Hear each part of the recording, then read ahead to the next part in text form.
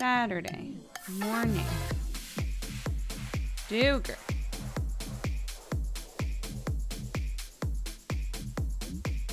Delightful. No, that's not how you spell my name. Bam. Oh no, I didn't get it in time. I didn't get it in time. What are you going to do? Oh yeah, I have a light now. I keep forgetting all of these fun little bits and bobs that I get to turn on.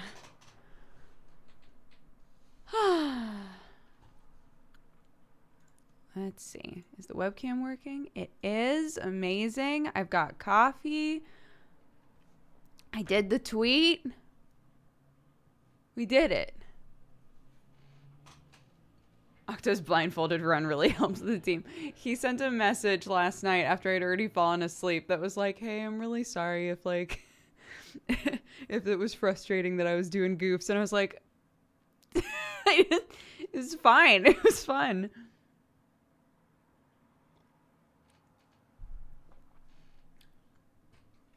I know, poor Octo. Is your stomach feeling better today? It started to feel really bad again last night.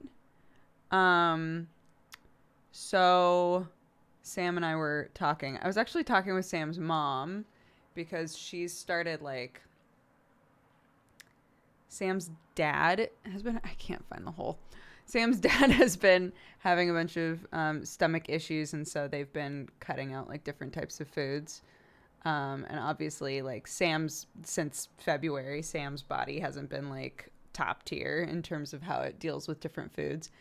And so I was like, yo, let's just combine forces. We'll just combine forces. But Clark healed you with the med kit, you know? I do have paint on my eyes. Just one color. Just one color. I didn't have the time. There's something going around in the family. Well, I mean, like, I've always had high acidity. My dad has, like, really bad stomach acid problems.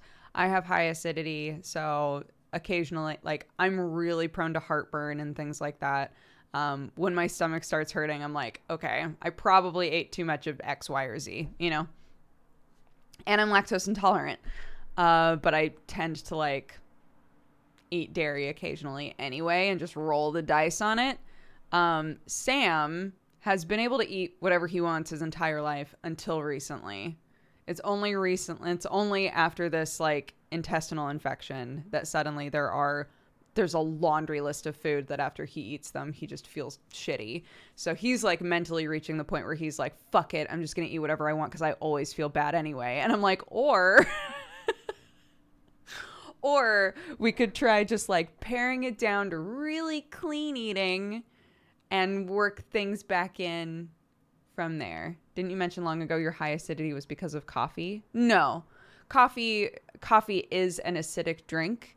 And so if you already have high acidity, sometimes drinking too much coffee can exacerbate it.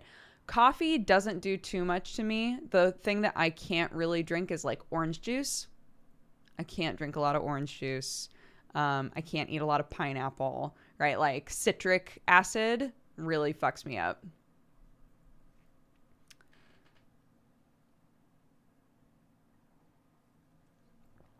But yeah, so I was like, you guys are trying to be careful about what you eat. We should be more careful about what we eat. Let's join forces. What are you guys cooking? Tell me the goods. Tomato is quite acidic too. Yeah. If you cook it for a while, it some of that acidity goes away. Like you get more of like a sweetness from tomato the longer that it cooks. So like my dad's spaghetti sauce is not super like a tacky tomato taste, you know, as much as I love just fresh raw tomatoes. If you have like a sauce that you've been cooking like all day, it probably won't do as much to you. But yeah. How's your mom's spaghetti though? My mom does not make spaghetti. Only my dad. I know that was a reference, but just to answer it honestly. Just to answer it honestly. My dad is spaghetti. My dad is moussaka. My dad is I guess my mom and my dad both make the pot of beans now. My mom is short ribs. Trying to think what else is like things that I think to myself like, oh, I'm going home. Maybe they'll make one of these things that I adore.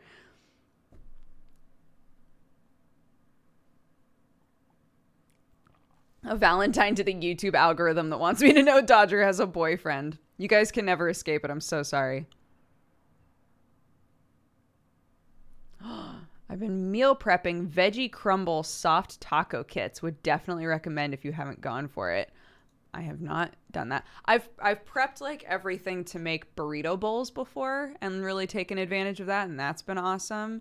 The like cucumber tomato salad mixture along with the spiced lentils, that combo is always a really good meal prep for me. Don't you have a rad family cookbook? I sure do. My mommy for all of us kids, so for me, my brother, and my sister, she like hand scrapbooked. None of it's digital. She did it all by hand. It's so cute. She hand scrapbooked like an entire cookbook for each one of us, and they're all like individual and unique, and they have little notes like, your nana used to make this for blah blah blah, or you know, I used to make this when I knew somebody important was coming over, and like stuff like that. It's so cute. I love it so much. She also made like it's huge like this a book of letters and notes and typed out stories and newspaper clippings about her side of the family. So like everything that they could find about like our family, specifically once they came to America. So there's like a lot more information there because they were very involved in like the Italian community in California. But yeah, so that's also very cute. It's super cool to like flip through that and be like, oh, look at all these people. I know. She's very wholesome. She's using her like, I'm done with work now time has been used for very wholesome efforts.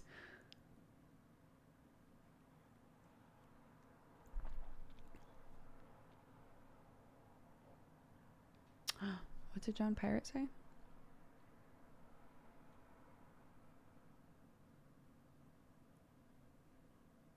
I might never find it. I'll never find it.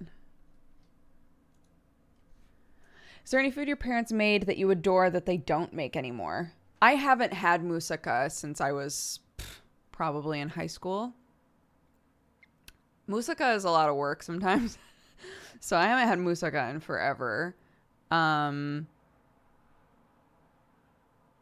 Everything else, I think they still make. My dad has to be careful about... My parents are both in their 70s. My dad has to be careful about like how much fat he has in general. So some things have been eliminated. Some things they don't really make anymore. But do you plan on playing the new Don't Nod game with Jesse? A lot of people have been asking about that. I actually didn't even realize that there was one. But yeah, I would love to play it. Oh, I said I became allergic to tea at 30. People keep giving me tea. I have 40 different types. I don't want to get rid of them. I guess maybe you could donate them if they're still sealed.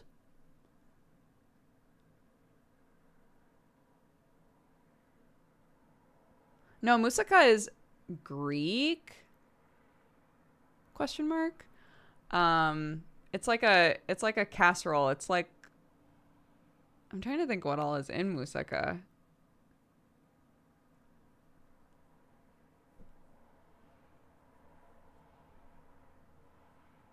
We do it too, but yeah. Sorry. It's like Greek lasagna with eggplant. Yeah, that sounds right. That's a good way to put it.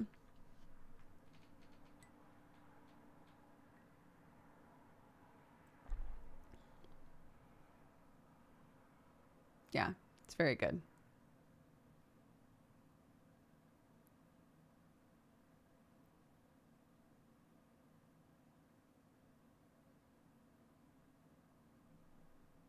Wiki said, common in the Balkans and the Middle East. Amazing. There you go.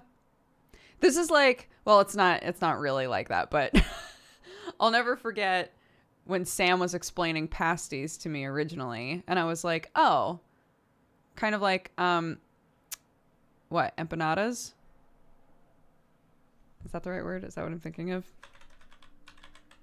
Yeah. I was like, oh, kind of like empanadas. And we went on a deep dive. Like, who started doing the empanada pasty, what is the Italian one? Just like the half moon pastry filled with a calzone. Yeah. A half moon pastry calzone. Like who started making that, and nobody knows. Nobody knows. Like there's a lot of assumption that it was probably like passed around and learned from other people, but they're also like, it's pastry filled with stuff. Like it's kind of obvious. So there's also the potential everybody just came up with it on their own. We don't know. I know, Velvet. Well, that's like in England. Yeah. They're like, well, people were like coal miners and people who were consistently very dirty. It was something that they could easily take to work and have the entire like pinched crust on the side that they could hold and eat the rest of it without getting the rest of it dirty is like the lore. But right? Yeah. Just take some filling and put it in dough, right? Like that's, everybody does that.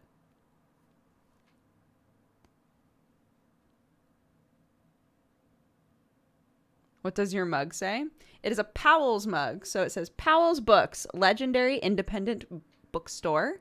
Powell's Books is also called the City of Books. It's a huge bookstore in Portland, Oregon, that I adore. Powell's Books. It's great.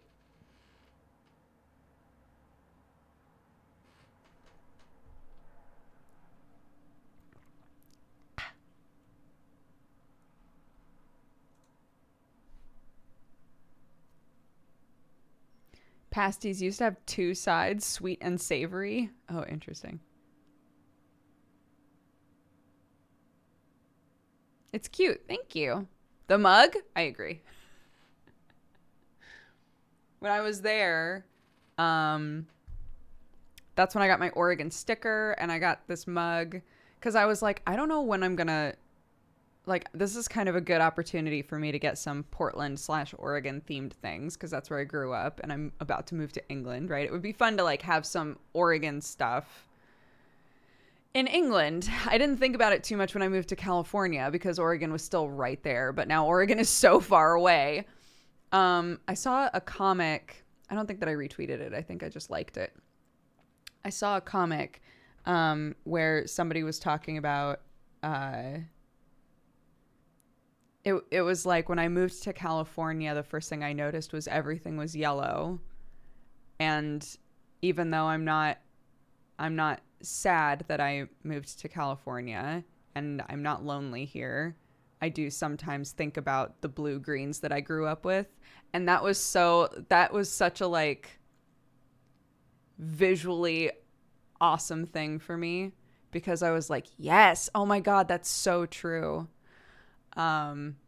California is bright. Like when you go there, it's just very bright. It's lots of like warm, like yellows and oranges and like the color palette of California in general is completely different from like if you grew up in like a really heavy woodland sort of area. Yeah, that was like such a good image for me.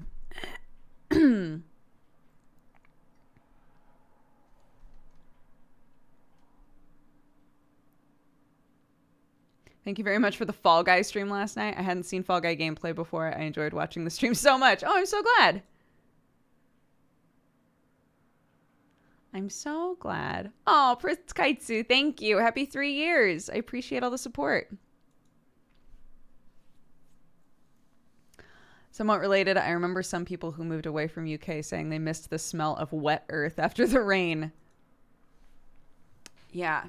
There are smells that you miss. Well, I was saying like there's a tree outside that started changing leaf color and I almost started crying. Because I spent 10 years in a place where the leaves didn't change. And there were no seasons and it stayed the same temperature all year. And for some people, they moved to California and they're like, or they moved to specifically like the Los Angeles area. And they're like, oh my God, it's just sunny all the time. This is amazing. But it was really depressing for me.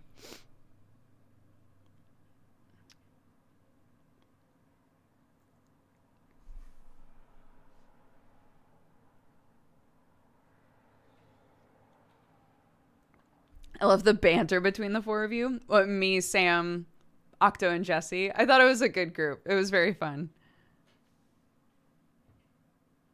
Oh, thanks, guys. I'm so glad you enjoyed.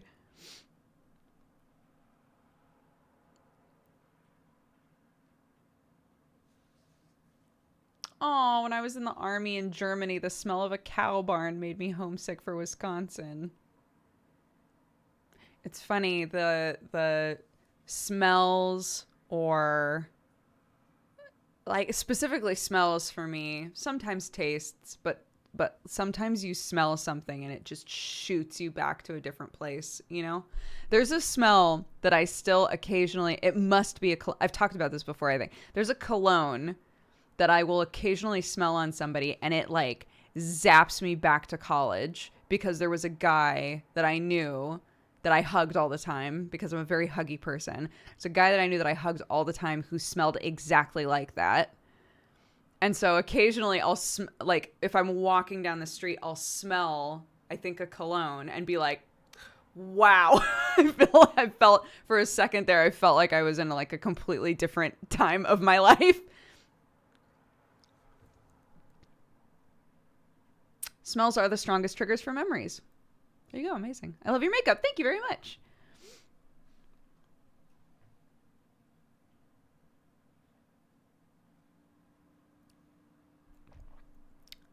I don't think it's bad to put yourself in a position where you find yourself missing things. I think I you know, I grew up with so much privacy. It was lonely sometimes, but I grew up with so much privacy and like so much greenery, and I didn't appreciate it fully until I left. It's not Axe. No, it's not Axe.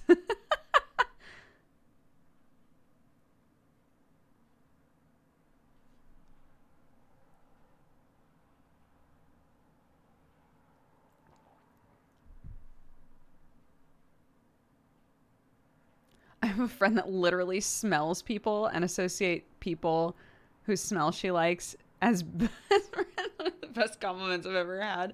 That's so funny.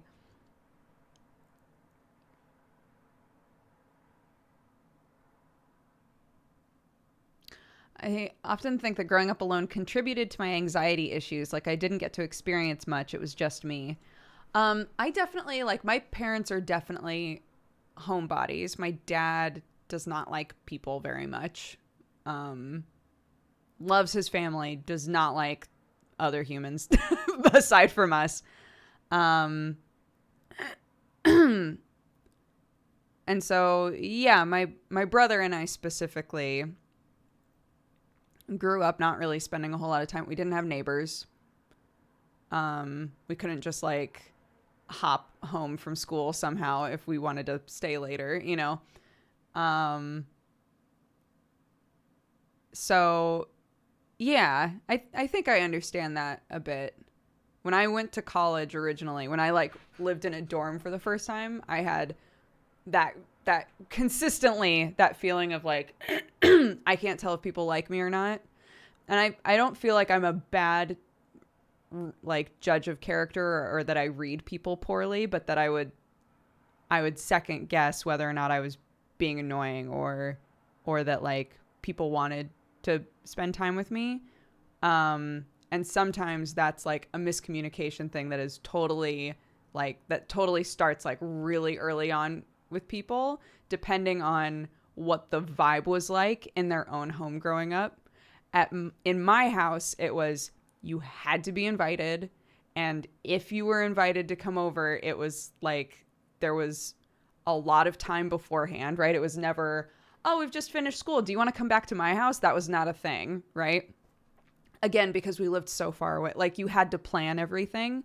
And so I would have to be like ahead of time invited somewhere. Other people would have to be ahead of time invited to my house. And suddenly like meeting a bunch of people that were like, if you want to come over, just come over. I hated that. I hated that. I really hated that because there was too much, like, it left too much open in terms of, what if I show up and it's not a good time, right? Like, what if I show up and you're like, oh, I don't want you to show up now, right? Like, I can't. I hate that.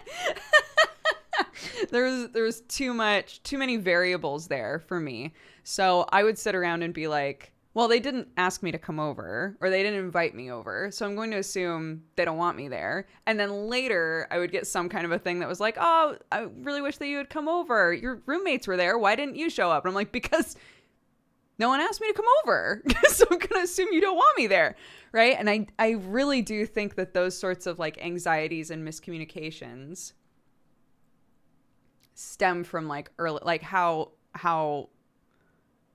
you interacted with people growing up and what makes sense to you, and like learning that as you go on, like what works better for you personality wise as an adult. Yeah.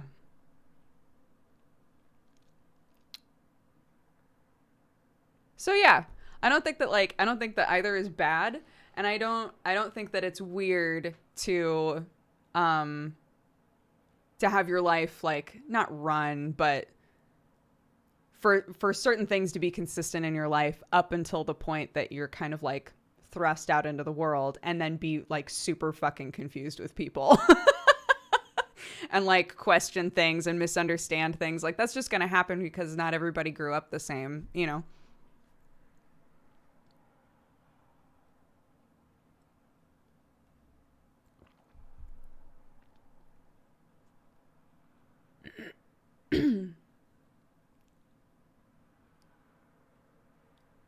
Yeah, my dad would put it as, if he's watching right now, hi daddy, my dad would put it as putting you on the spot. So he would, somebody said something that was totally a rule for us as well, which was, don't invite yourself somewhere. It's like rude because you're putting pressure on the person to say, yes, of course you can come over, or yes, of course we want you there, right? Don't invite yourself. Don't put them on the spot. But likewise, you know, we will expect that other people will do the same for us and not put us on the spot and expect us to like invite them over, right? If they've invited themselves. And I definitely still feel that sometimes.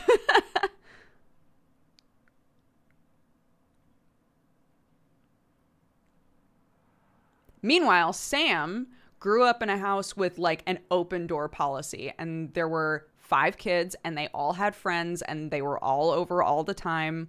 And so like for Sam grew up in a house that had at least 10 people in it all the time. Right? So for him, there's definitely much more of a feeling of like, come over whenever you want, just swing by, right? And his family totally, if like they need to drop something off or they want to like do, they just come by, right? And it's nice. There is like a nice like homey feeling to that, of getting used to that sort of vibe as well. I think there's a mid ground that I would enjoy a lot.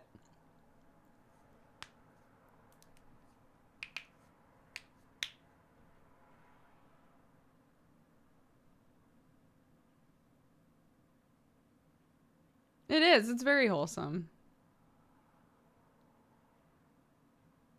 But again, like Sam also lived in like on a street with a bunch of other people and within walking distance of school, and like all these other things that sort of constructed an easier social gathering vibe. And growing up with so many siblings, like I basically grew up as an only kid because my brother was 11 years older and my sister was 17 years older, you know, and we lived in the woods. There's so many variables that can contribute to like just different ways for your home to be run. So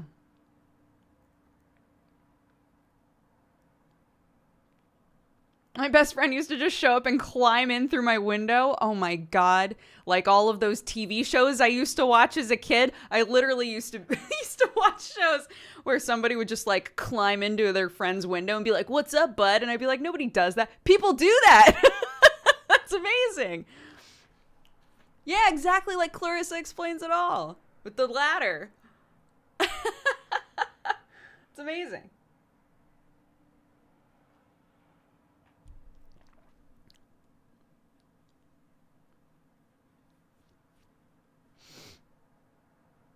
I also loved Clarissa. I get Clarissa Explains It All and Sabrina the Teenage Witch mixed up. Not the new Sabrina, obviously, but the old Sabrina. For some reason, my mind combines the two. And I keep thinking they're the same show.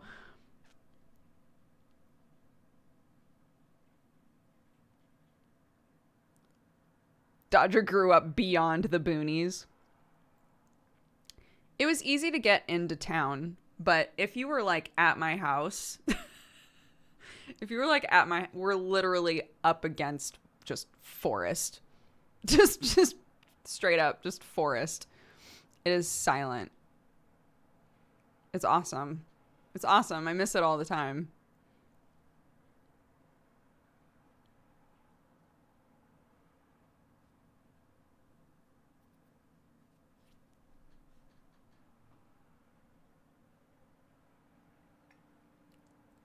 I'm realizing now this is probably why Sam's mom is so good at having the house be spotless always. If there were just always people over, she probably learned how to just like whirlwind clean on the drop of a hat.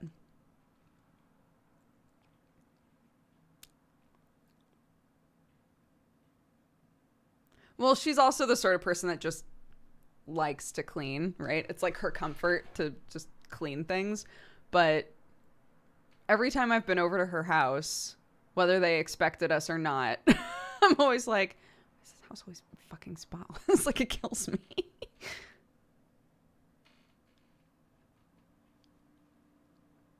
Meanwhile,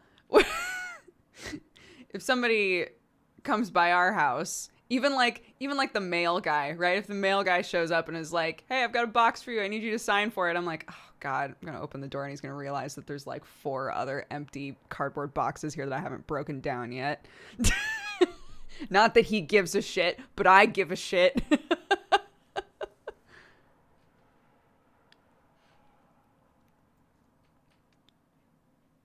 A house is supposed to be lived in. It's true. I think that it was Jenna Marbles who one time said that they had a friend come over and their friend like offhandedly said something like, "I don't trust people who have a spotless house. Like, I don't trust people who live in a house that looks like nobody lives there." And Jenna was like, "Man, that made me feel so much better about my house. Like, yeah, I live here. I don't have to keep it spotless." And I think about that sometimes.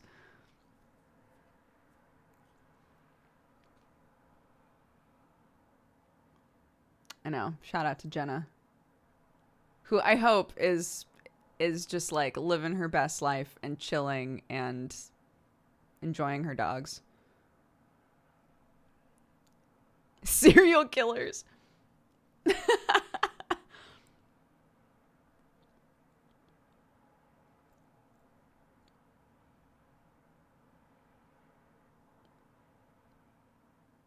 I'm going to steal that. My room isn't messy. It's lived in. Yeah.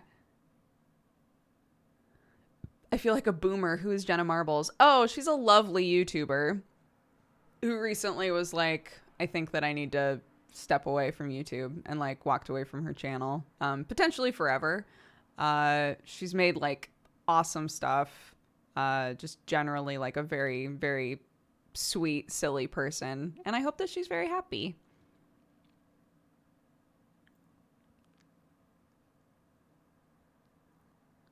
My room is very lived in.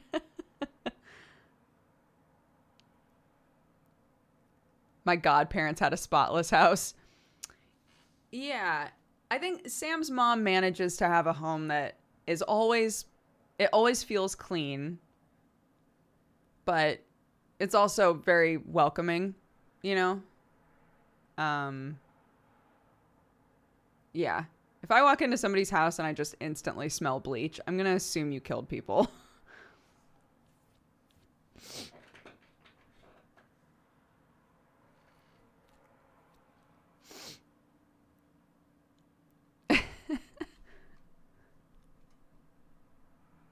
If you have the time, a clean house is nice, but where's all the time gone? I think that people who are good at it, from what I can tell, people who are good at it that have made it a habit, they have like they have specific things that they do every day that even just give like the implication that the house is perfectly clean, right? There's like, these are the things I do every day. These are the things I'm going to do like maybe once a week. And those of us who have an interest in having a tidy home, but just can't seem to fucking get our shit together, we're not good with that checklist, right? Like, oh, fuck, it's been like 3 days since I've vacuumed the living room, and I have a toddler, so Lord knows it's obvious, right?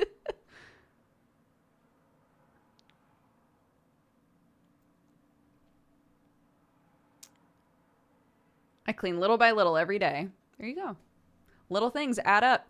The thing that I was told once that I try to think about a lot, and I'm still not great about it, but the thing that I was told once is once you clean a surface, like if you have stuff piled up on a table, say, and you clean off the table, the second that you set something on that table, you've already mentally like decided it's okay to start putting stuff on this table again, right? So say that you have like a table where you're like, I want this to be clean so that people can just sit and eat dinner, right? I want this to be where we sit and eat dinner and I don't want shit on it all the time. The second that you come in with your mail and just toss your mail on the table, mentally, whether you want it to be or not, mentally you've decided like, and things are going to start accumulating right here. And it's so true. It's so true.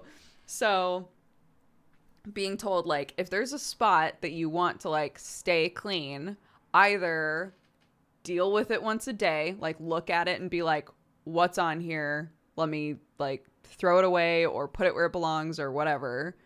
Or just don't ever set things on it. Like as you're on the move to be like, no, this isn't where bills go. Where do bills go? Bills will go here. They don't go on the table. They go over here, and that's where bills go, right? Stares at the table I'm sitting at. Well, yeah, right? Like I've got bills. I have a bill like sitting right there. I've got cords. I've got nail polish, like all kinds of shit on here. I've got matches. Why? I don't know. My kid probably brought them to me and I was like, oh, you shouldn't have those here. Mommy's going to take those now. Your room looks suspiciously clean. It's like pretty all right. Yeah. Back here, definitely I keep pretty clean. There's a Hiei figure right there that my child brought over. There's a sweatshirt that I discarded. There is a little bit of like food trash over on the craft table. A bag of coffee. But this is the bad zone, right? Because this is where I'm sitting here. So if I have something to just be like, it's probably here. Too late, we think you're a serial killer. You can't smell the bleach in here. You don't know.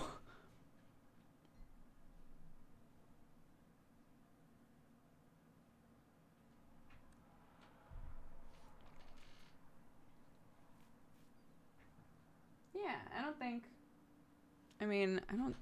there's anything that you can't see over here. So that's like that part of the room. And then Like that's it. That's the room. So, there you go. Now you know. That's everything.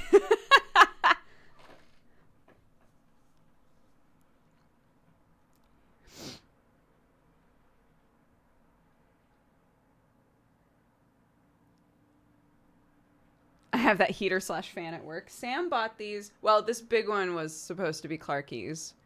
But then we got the AC because her room was still like 90 degrees at night when we had that heat wave. So we put an AC that's like AC slash fan in her room. This big one is supposed to be in our bedroom. But Sam originally got these like Dyson ones because they're really quiet. And we stream. And if it's really hot up here, and we want to like have a fan on us at full blast, we need it to be quiet still, right?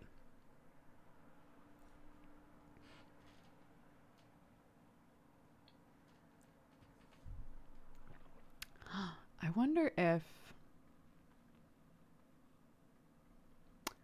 Yes, this is the top floor of the house. It literally has both of our offices like right next to each other, and then a tiny little like water closet right here. So it's perfect. If we buy this house and we can like fully soundproof this floor, it'll be absolutely perfect for us. Where can I find that shirt? Oh, this shirt? This is an old Target shirt that I cut up that just says coffee. I love it though.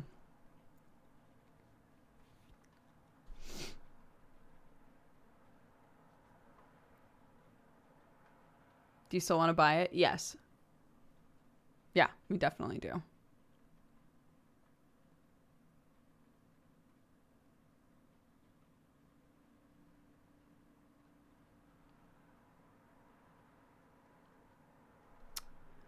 I don't know that they still even make it. Target coffee shirt.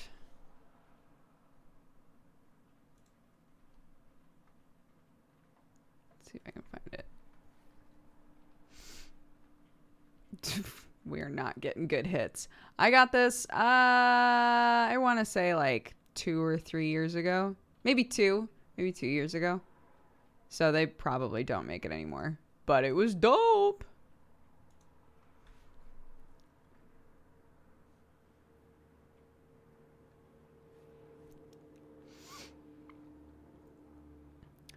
I did see, I didn't watch it. Alex, not the lion, said, did you see James Hoffman did a review of the Jacksepticeye coffee? But in the description, it said it wasn't really a review of the Jacksepticeye coffee, right? It was like a discussion about influencer coffee brands. I didn't watch the video because I got kind of scared away because a lot of the comments, David said it was a good video. He felt good about it. But I didn't watch it because a lot of the comments that I saw off of the tweet for it were people being like, these fucking influencers thinking that they can take on the craft coffee market and make a bunch of fucking money off of us.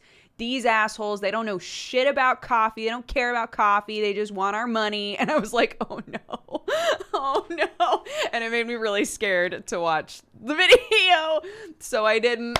But David said it was a good video.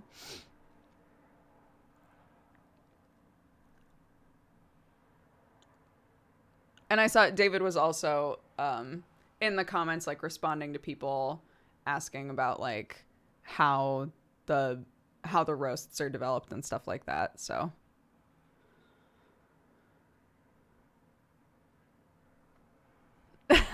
so we'll see.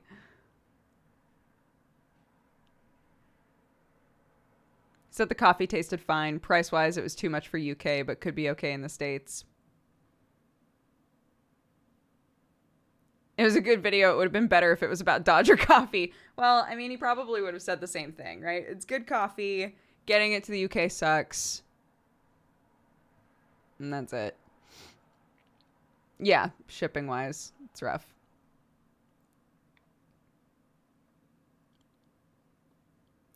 Yeah.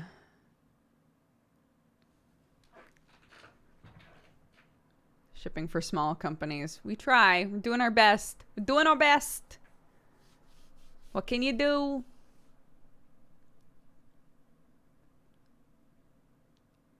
It would be cool if you guys reached out for collab stuff. Well, he doesn't generally... I don't think that he generally does, like, collabs for, like, coffee brands. Which makes sense, because it creates bias for him. But...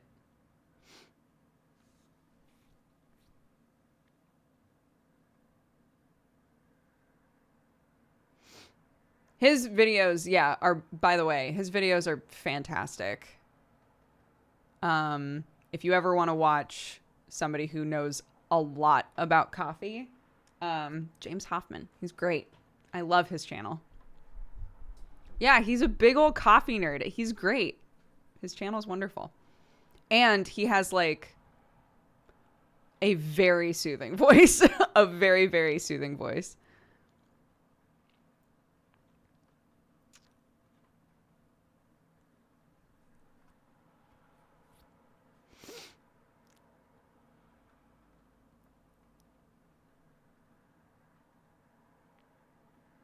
How's the coffee in the UK compared to America?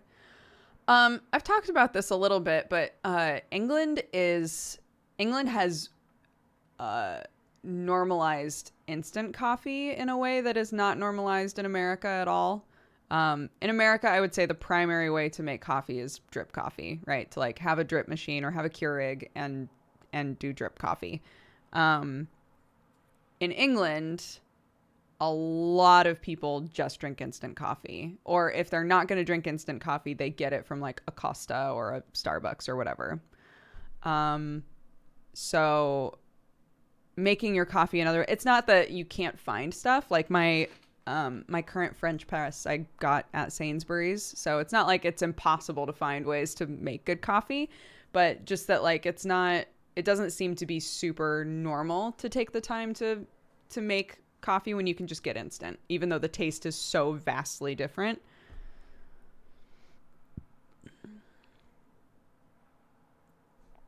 So that's been my experience so far. It's really hard to find bags of coffee that aren't pre-ground as well. So the options for me when it comes to like just bags of beans is a little bit limited, but I've been trying some of the stuff out here. It's definitely not bad. It's just that it's not nearly as plentiful as it is in America, I would say. Yeah, I think that's also part of it, is that everybody has a kettle here. Not everybody in America has a kettle. Everybody here has a kettle for tea, for whatever you want to use it for. And so if you can easily make a cup of tea with your kettle and then use the rest of the kettle to make a cup of instant coffee for the other person who wants coffee, that's convenient, right?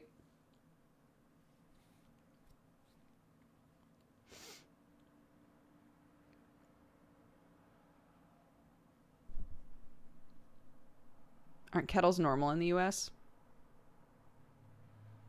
Depends on the person. Do they like tea a lot? Most people buy kettles for tea. And not everybody, like, tea is not...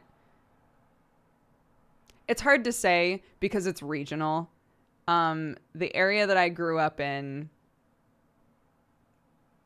most people didn't have kettles.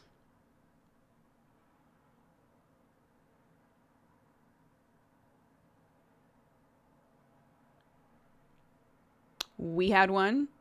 The only reason that I bought it was for tea.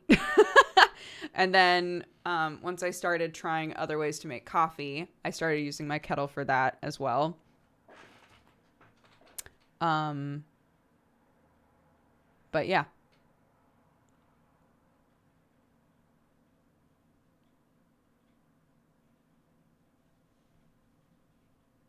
Did you see the Twitter video of the British tea tutorial? The trolley one? If you mean the trolley one of the mom with the microwave and everything, then yes, because literally all of my British friends were like, I'm screaming!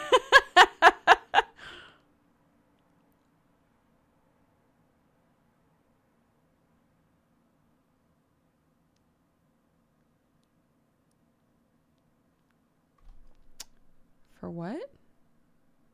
Boil up water for instant noodles. How do you make them in the US? How do you make instant noodles in the US? Like a cup noodle?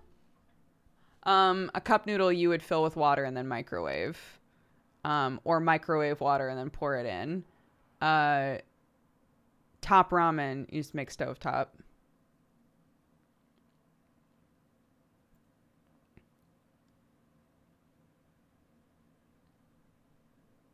It's like a world turned upside down.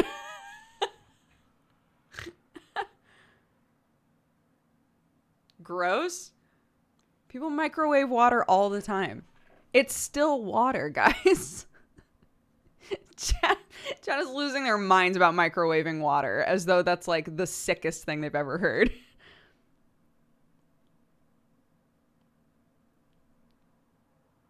Who microwaves water?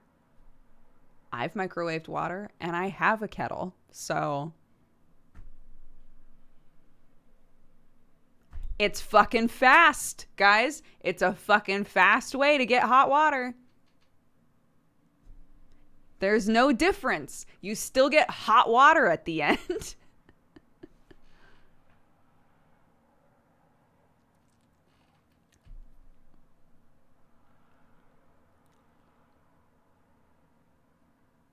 You can boil water in a saucepan too. Yes, that takes way longer. Depending on your voltage in America, a kettle takes forever. Or you can just fill up a cup with some water and put it in the microwave for 1 to 2 minutes and be done with it.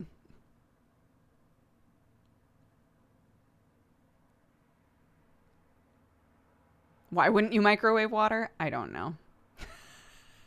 I don't know. Chat's just up their own butts. But the water! It's radiation water now.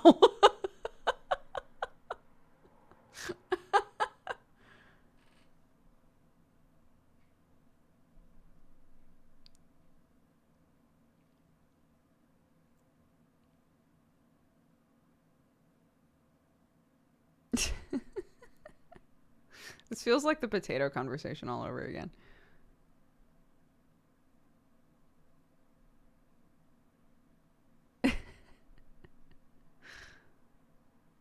What position did you guys... Oh, thank you for changing the subject.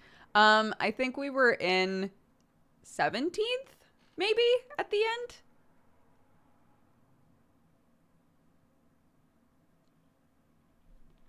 But I'm not sure. I honestly don't know what place we were after Fall Guys. Was it 19th? Oh my god. That's fine.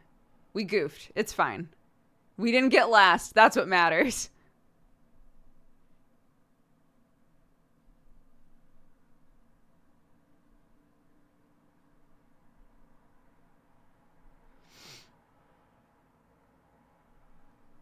Yeah, we had a lot of fun.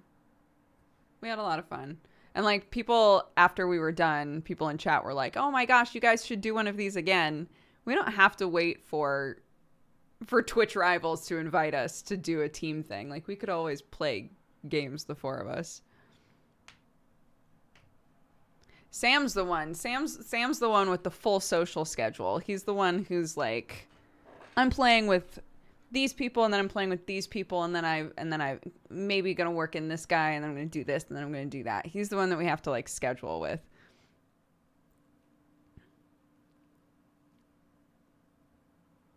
No, I stream by myself pretty much every time.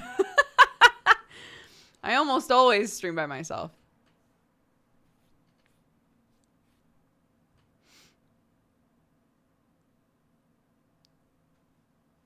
Thanks, guys. Thanks. I'm glad that you enjoyed. It was very fun.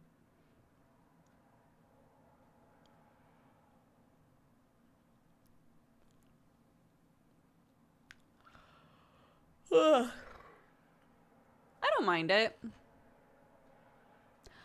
Because when I'm playing with, I've said before that one of the things that I really love about streaming is how easy it is to like interact with chat. When I'm streaming with other people, it's harder for me to keep track of what they're saying, what we're playing, and chat all at the same time. Some people who consistently play multiplayer stuff are able to balance the three. I can't do it very well. So it's either I'm streaming by myself and talking to chat, or I'm streaming with another person and mostly talking to that other person, you know? Yeah, that's true. I play with Thierry every week. Those are super chill streams. Yeah, we have misdemeanor tonight. I'm so excited. Brett was like, this session is going to be tight. So I'm really excited.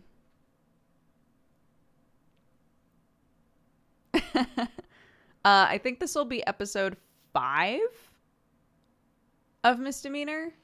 So if any of you have wanted to watch it, got a couple episodes to catch up on. The episodes are anywhere from 2 to 3 hours. So.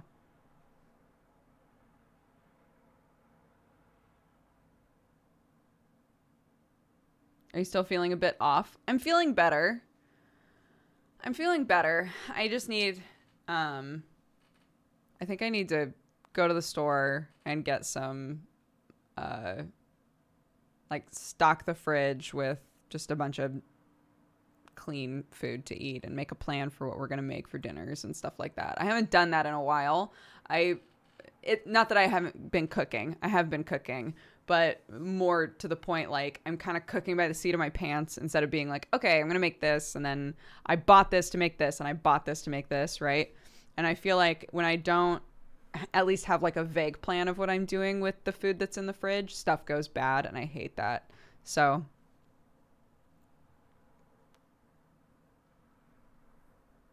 But all that to say, I need to be eating a bit cleaner, I think. I think there's something that I'm eating that's been upsetting my stomach, and same for Sam. So we definitely want to like stock the fridge with stuff and have some like good things to eat around.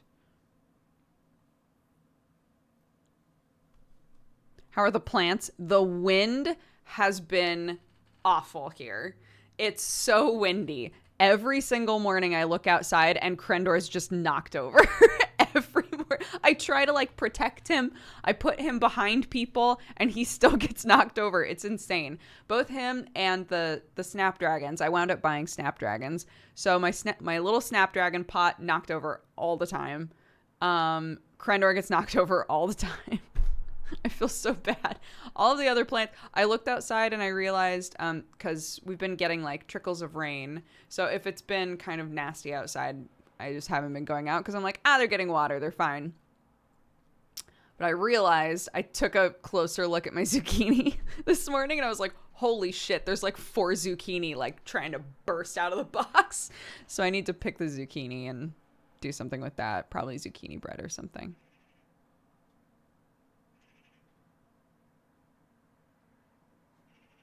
It was very strong wind. I don't know if people were actually getting blown over by it, but it was very strong wind.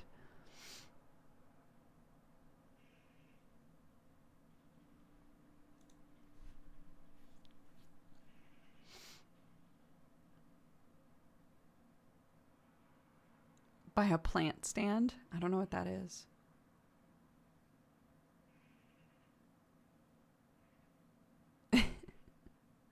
Really, Krendor should just be in a heavier pot is the problem, but I haven't.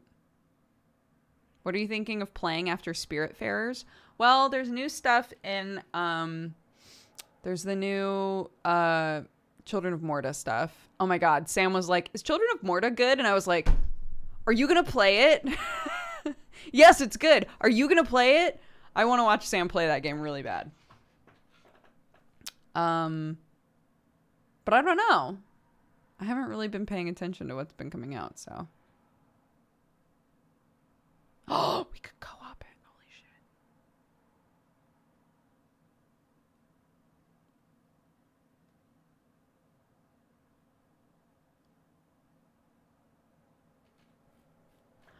Yeah, I know. I was really excited for the control horror stuff as well.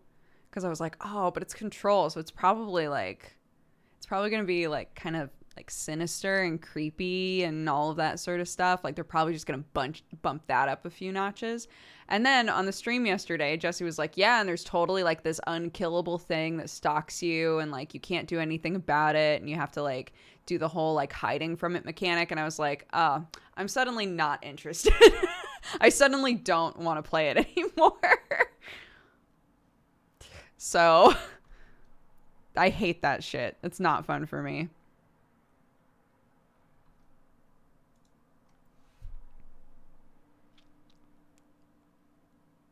So I don't know. I'll have to look and see like to what extent that's true or like how bad it is. Do you have any older games like SNES or Genesis that are still on your bucket list? The only older game that I've talked about playing is Gitaru Man. I've talked about doing a Gitaru Man stream. I think that would be very fun. So I love that game. I adore that game. It's old. I want them to make a new Gitaru Man. I would lose my fucking mind. I would lose my mind if they made a new Gitaru Man game. But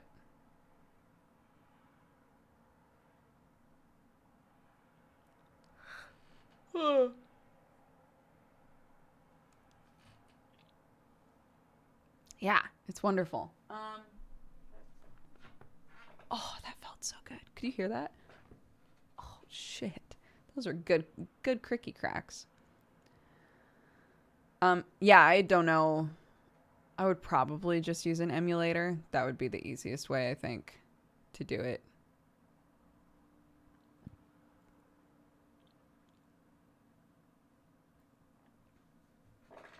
As someone who found Outer Wilds too scary, the Control DLC wasn't scary at all. Oh, interesting. Okay. That's good to know. That's good to know for me. I think about how Elite Beat Agents never got a sequel every day. Yeah.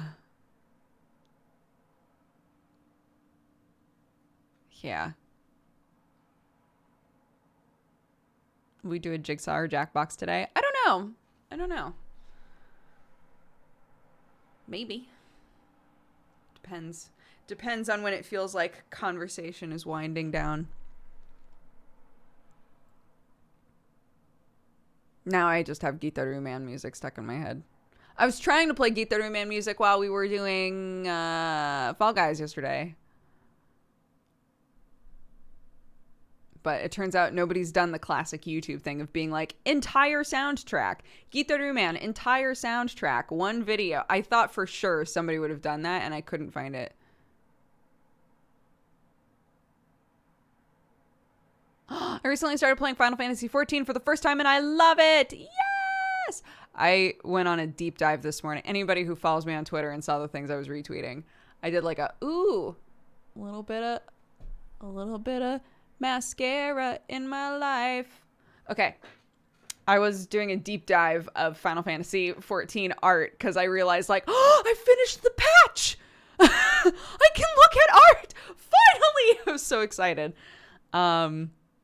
And retweeted a couple of things, but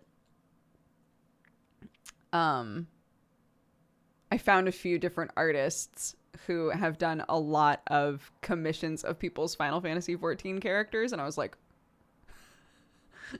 I've wanted that. So I know so many people who have done commissions of specifically Mikote before, and they're always closed. Their commissions are always closed. And I was like, I swear to God, I'm going to find an artist to draw my Catboy. I swear to God.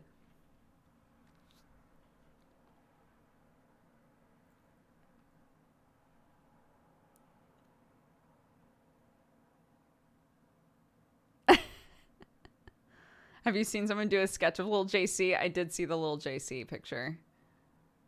It was very good. Oh, Mrs. Cloudlion, I can't find the other one, so whichever one I'm able to get it through it, that's the one that I put it in. It doesn't mean anything.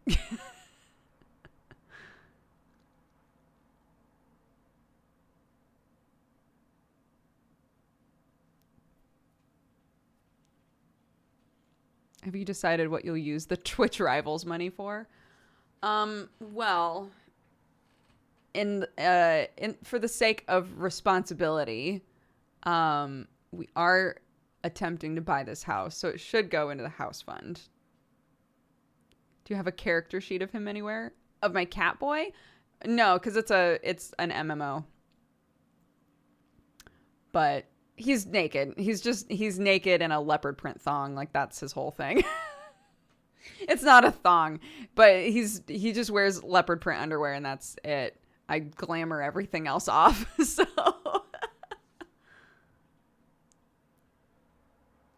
yeah, everybody who participates in Twitch Rivals gets money. Even a little bit.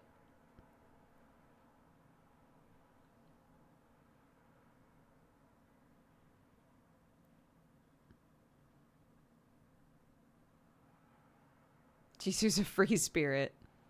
He's lovely. He makes every cutscene better, and I will not hear another word about it.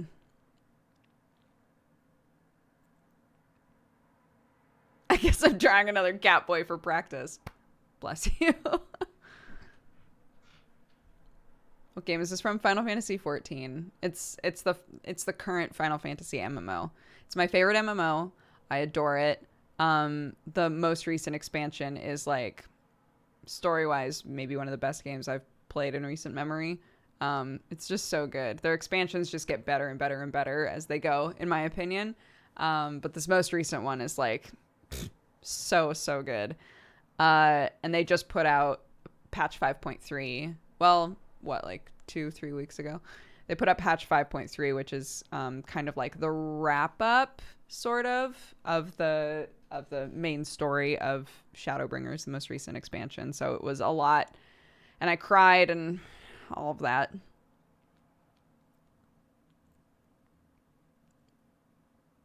But yeah, no spoilers in chat, everybody, remember.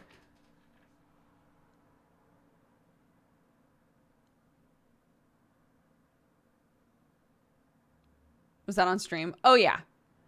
The stream from Tuesday my time, the Final Fantasy XIV stream from this previous Tuesday. It's just a lot of me crying. So if you wanna if you wanna go watch that, feel free.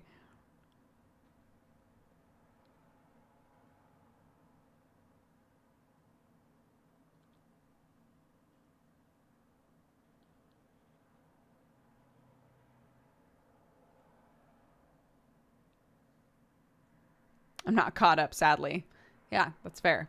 I will insist that chat not spoil anything for you, and I hope that when you do catch up, you're just jazzed. I'm not normally into MMOs. 15 got me really into Final Fantasy. Is 14 worth? Well, the way that they play is completely different. But as far as MMOs go, I think 14 is fantastic. You only need one character to play every class, so that's really nice. You don't need alts in order to play all of the other things. You can get stuff for, like, real ass money, but you can get stuff to swap your race around and whatever else you want to do. So there are 2 subscription tiers. The first tier is, like, you get 1 character per server because you technically don't need more. And the other one is you get multiple characters per server. But yeah, I don't like MMOs very much, and I love 14. I think it's beautiful.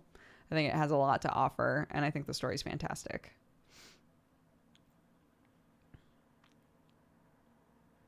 Yeah, and you can do a free trial for a really long time now. A really long time. Past Heaven's Word, I think. You can play all the way through Heaven's Word for free. Which is wild.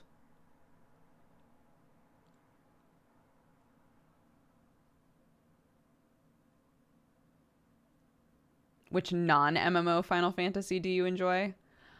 The first Final Fantasy that I, like, really loved was 7. So the 7 remake was just awesome for me.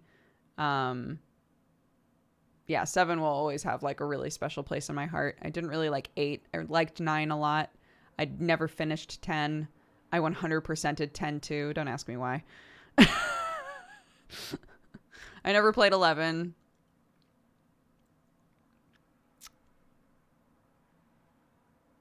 And I played like a hot second of 15.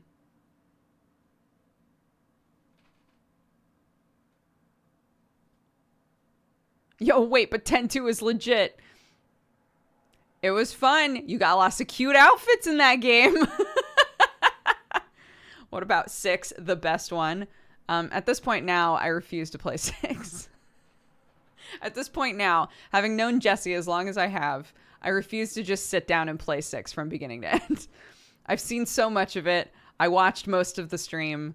I'm not going to play it.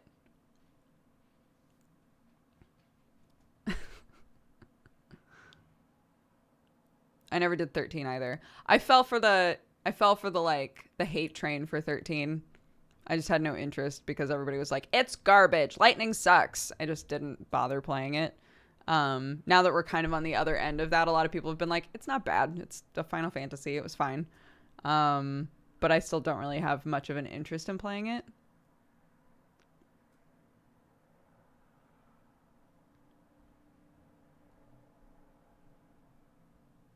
I get so intimidated by how many games there are and how long they are. Well, one of the things that's nice is that they're all individual, right? That like you... What am I hearing? What the fuck was that noise? They're all standalone. So you don't have to... You can literally just pick one. Be like, what's a good one? And just play it. And the things that are in each of them are typically like names. Like every game has a Biggs, a Wedge, and a Sid, right? But they're just names.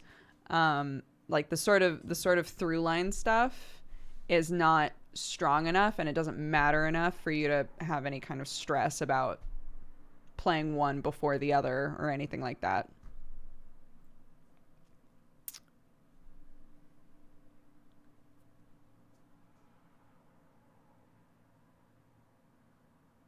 Is there something off with your eye? Something off with it? I don't know. Is there? Is one eye bigger than the other? Is one eye closer to my nose than the other? Probably.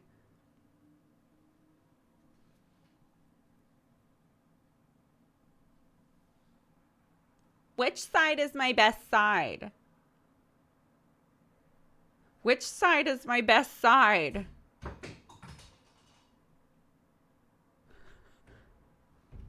Are you okay, my love?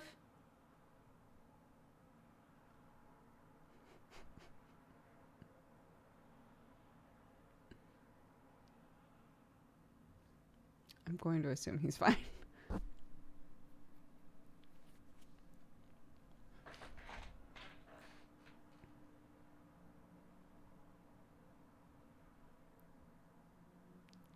Sam just died. I think he's trying to take a shower. I say trying to because I'm hearing a lot of like weird banging and clanging in there.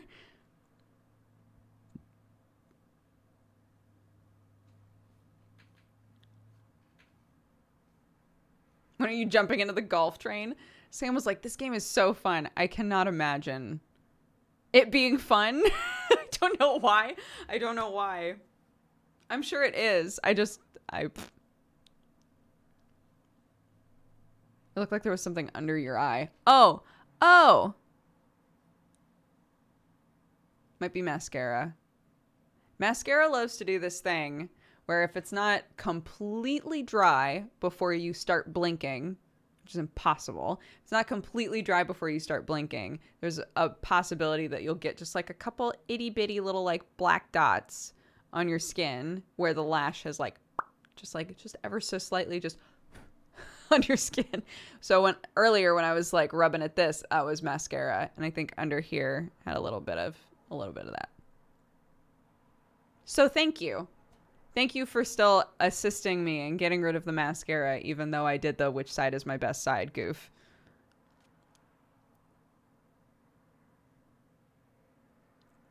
What brand of foundation do you use?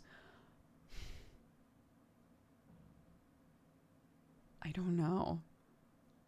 I don't know. I never stick with one. I just grab whatever. I'm the wrong person to ask about makeup. I'm so sorry. I'm not sure. Where did the Cintiq go? It stays in Sam's room. I draw on the iPad. It's more convenient for me. I can lay in bed and draw.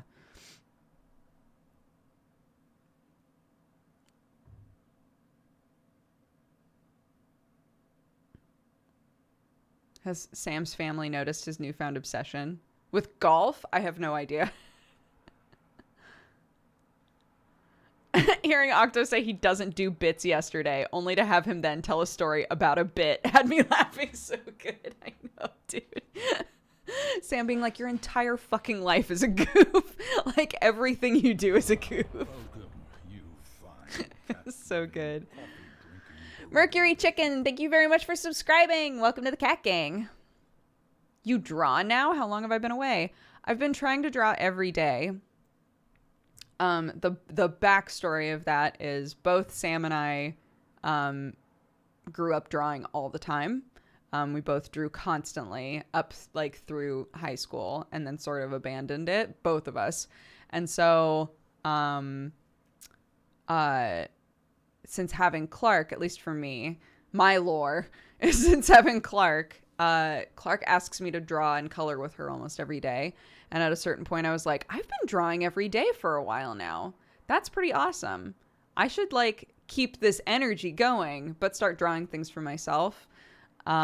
So every night as I'm like winding down to go to sleep, I've been trying to draw a little bit, and I've just started my first like kind of bigger drawing that I've done in a very, very long time, which has been fun. I'm second guessing literally everything I do in it, but that's okay. It's still fun. Cat loving, coffee drinking burrito babe.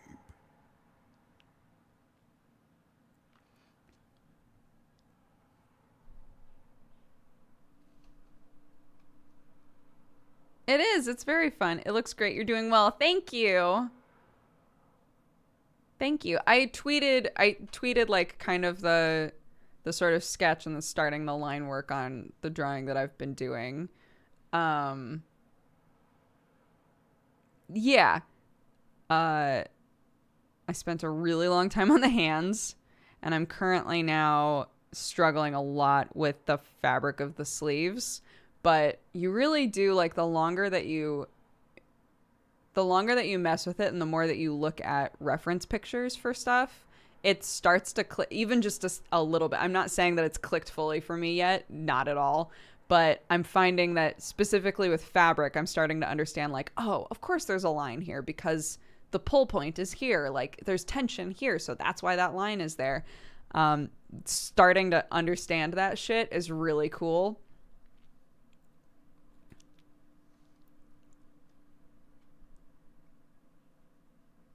What do you enjoy drawing the most? I used to, I saw a video that was like, shout out to all of the girls who literally just drew eyeballs and everything. And I was like, oh my God, because I literally was the person who would just draw eyeballs on everything all the time. And I was like, I draw eyeballs like so good, but it was the only thing that I consistently drew, right? So, so I would draw like a face and the shape of the face would be all fucked. And the nose was like a mess. And then I would draw like hyper realistic eyes. Because it was the only thing that I would doodle on stuff. And then I started doodling mouths a lot. So then it turned into like really detailed mouths. One really detailed eye, because I could never get the other eye to look like it made sense with the first eye. So fuck it. That eye doesn't exist. There's an eye patch there. So really detailed mouth, super detailed eye patch. Nose? Weird wonky face shape, ears. That was me. That was how I did drawing. So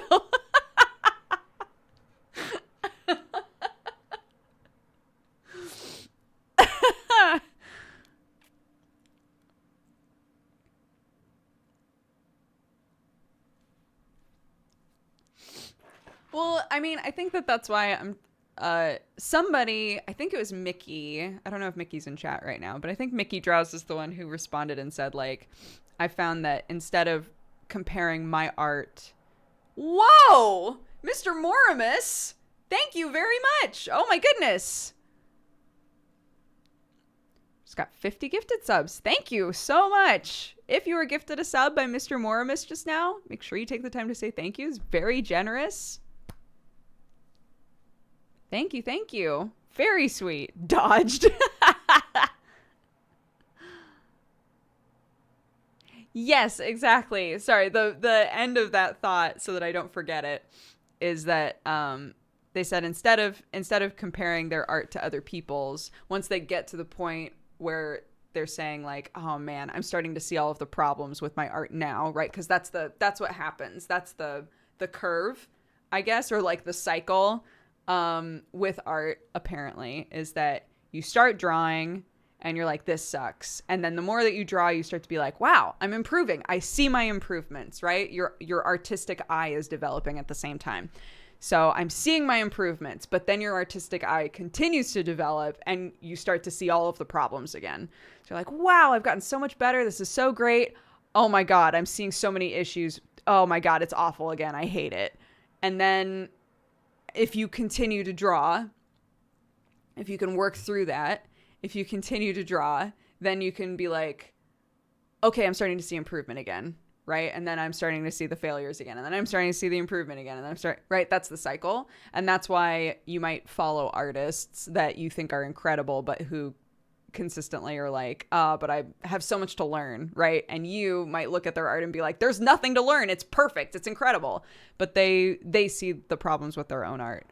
And so I was saying, I know that eventually I'm going to hit the point where maybe even during this drawing, because it's taking me a while, I'm going to hit the point where I look at it and I'm like, oh, it's bad.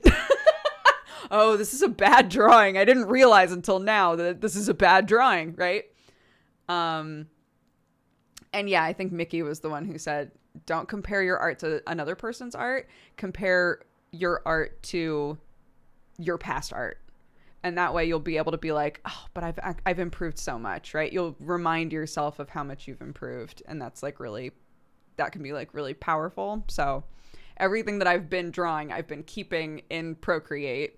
So that if I like go into the gallery, I see like everything else that I've drawn so far. And I can look back and be like, wow, I'm actually like drawing hands way better now, you know?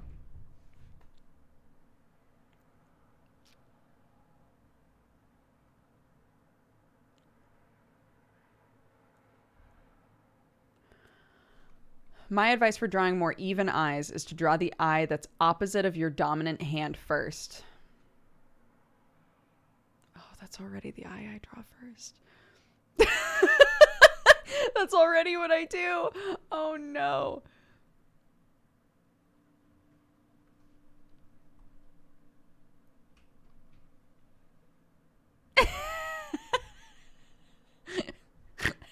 We're out of options already. I've already ruined it.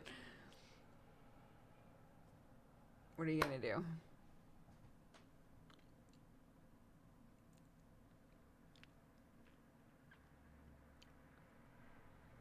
You have to draw them both at the same time, not one after the other. That's what I've been attempting to do more recently. Is like, I'll draw like a circle for like the eyeball shape, right? I'll draw a circle and I'll be like, okay, these are where the eyeballs are. And then from there, I'll do like the top lid. Be like, these are where the lids are. Does it still look okay? I think so. And still at some point, like I'll do it step by step. And then at some point I'll back up on it and be like, why is one wonky? One's wonky. Not that I think that faces that you draw should be perfectly symmetrical, but like it doesn't look right. You know, there's something weird there.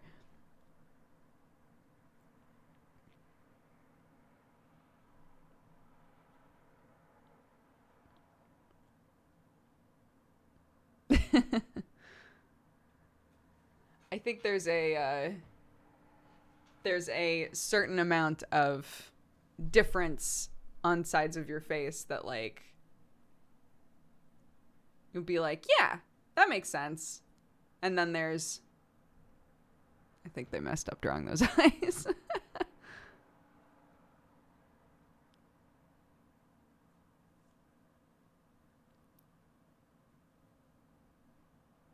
Just draw the face at an angle. I think somebody else said that too. Just draw it like this. Then like they're not one of them's like mostly hidden by the nose anyway.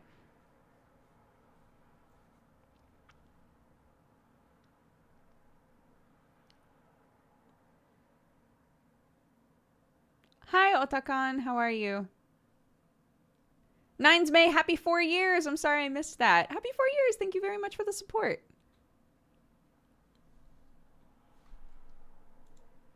Just do the anime thing. The hair hides an eye. Yeah, somebody else is saying that too.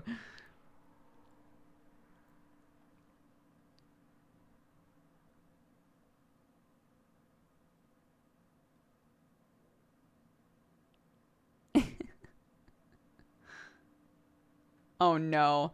My nephew taught his 18-month-old sister to say poop today, and now it's the only word she's said for the last hour. Ever since you talked about Sam's mom cleaning, I've been cleaning, and let me tell you, I don't like it. What a powerful statement. I decided to start cleaning after everybody started talking about cleaning, and I do not approve.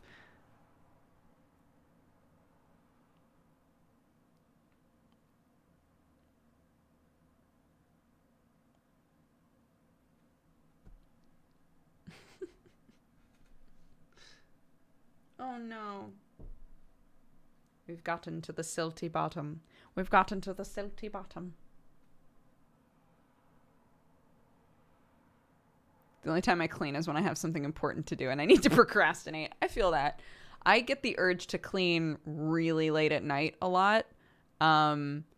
Since having Clark, it's stunted that a bit, because it used to be like, oh my God, right before bed, I'm just going to vacuum. And then when I wake up, everything's going to be vacuumed. Amazing. I can't do that anymore because there's a sleeping child upstairs.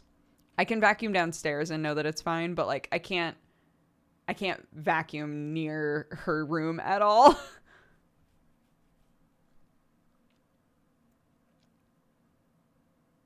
But I love doing the dishes before bed, so that when I wake up and I go downstairs for breakfast, I'm like, look at this beautiful thing that past Dooger did for me.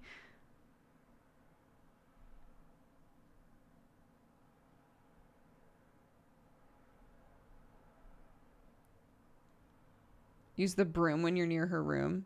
It's carpet, so that won't really work. Well, I started doing like most of the dishes at night and leaving a few because Clark really likes to do the dishes now. So I'll leave like some of the easier stuff in there so that I can be like, do you want to do dishes? And she'll be like, yes.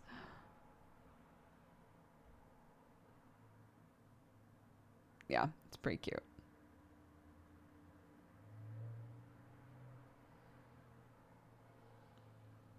Past self, good and smart. Current self, lazy.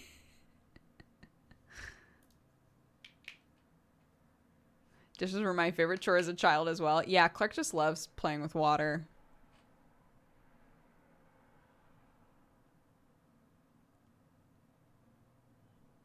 Oh, my nephew likes to try and empty the dishwasher so that Mummy doesn't have to do it. He's adorable. That's so cute.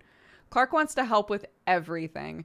Every day, pretty much everything that we do. She goes, can I help? Let me help you. Can I help? It's very sweet. Toddler, like, I remember reading stuff and hearing this all the time, but people would always be like, toddlers want to be helpful because they want to like learn things and they want to be involved and they want to be doing stuff, right?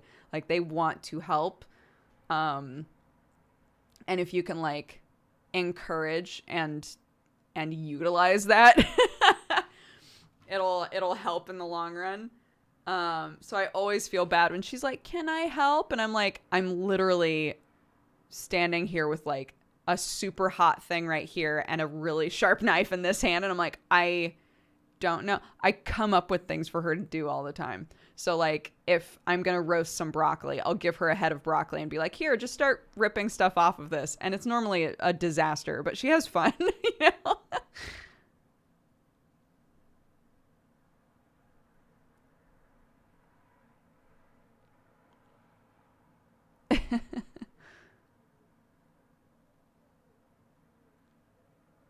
I think I hear my daughter.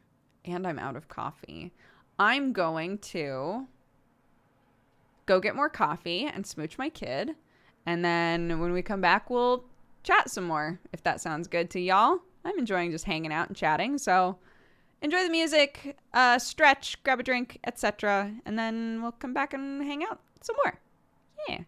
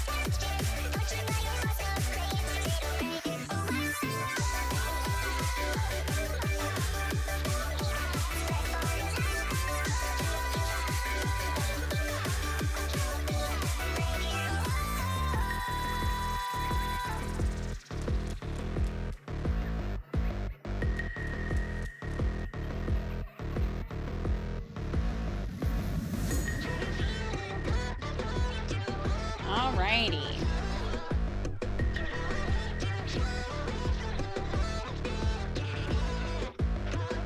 Welcome back to the stream. Hello, hello, hello.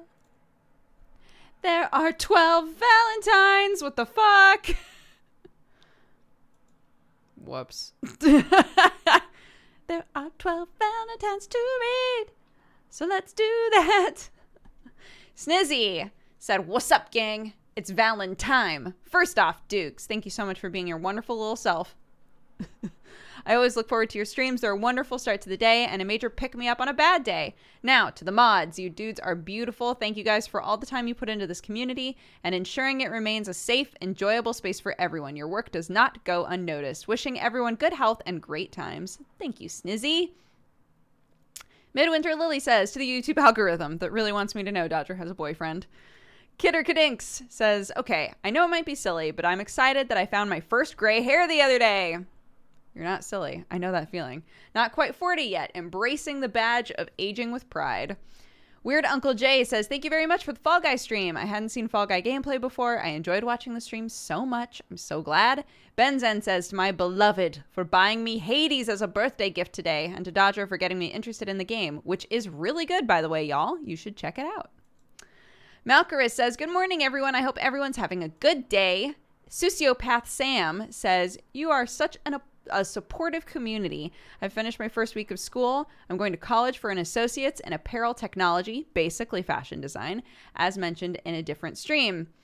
It's been 6 years since I've been in school. This stream has been very calming since I've been so worried about how it will all go. The week went well, and I'm looking forward to the rest of the year and following years." I'm very happy for you.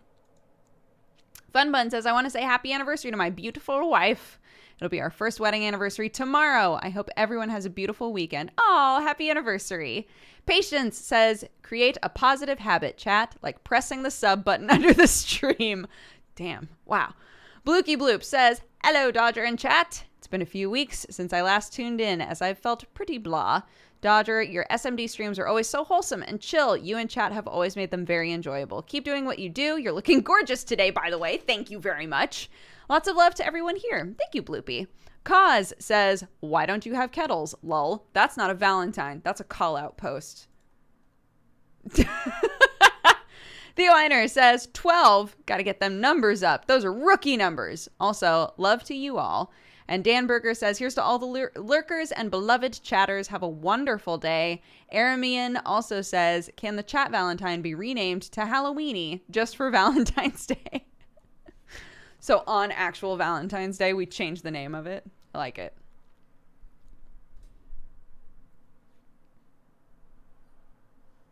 Love from a lurker. Love to all of our lurkers. Chatters and lurkers.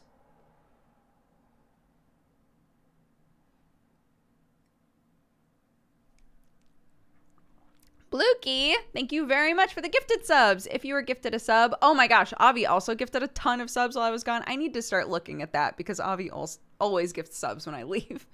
Blukey Bloop, thank you very much. Avi, thank you very much. If you guys were gifted a sub, please take the time to say thank you. It's very, very sweet. We've gotten lots of gifted subs today. I appreciate it so much, everybody.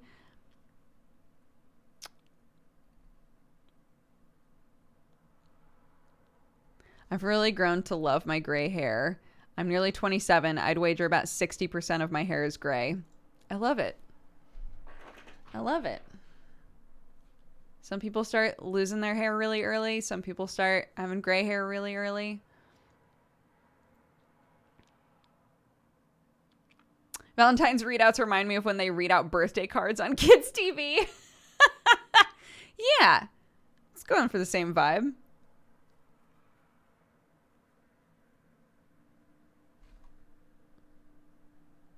Intense Bean, thank you very much for subscribing. Welcome to the Katogangu. Same happened to me. I think I willed it by admiring Ultimisia too much. Yeah, I've told the story before of me going to the hair salon with my mom and showing them a picture of Yoko Kurama and being like, "I want this." And they were like, "No." And now look at us. Now look at us. Everybody wants silver ass hair, okay? So who was really ahead of the fucking times here? Us. You fine cat-loving, coffee-drinking burrito babe.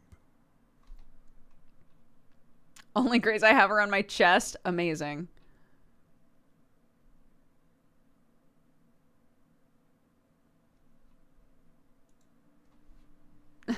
Gotta run for D&D. Have a great rest of the stream. Thank you. Thank you. Have a good D&D. Have a good D&D. Yeah. I'm not taking that back. That's real.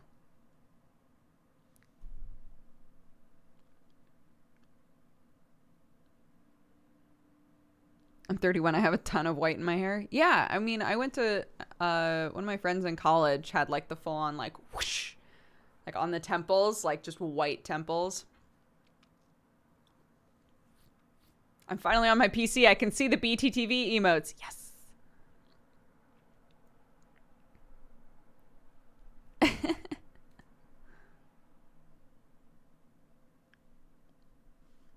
I have no clue if I have any early grays. I've dyed the heck out of my hair. That is one thing about having like just grow out currently for the most part up here is I can see what's going on with my hair. I'm disappointed I don't have more whites than I do. They're far and few between and they do not stand out very well. But one day.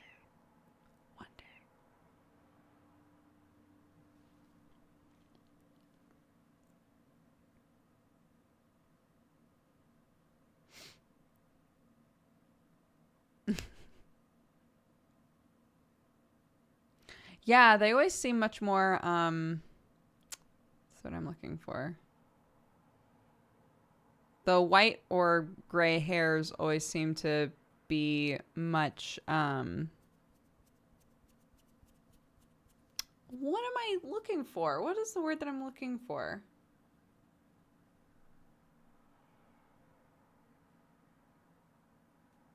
Coarse, I guess. Coarse, maybe.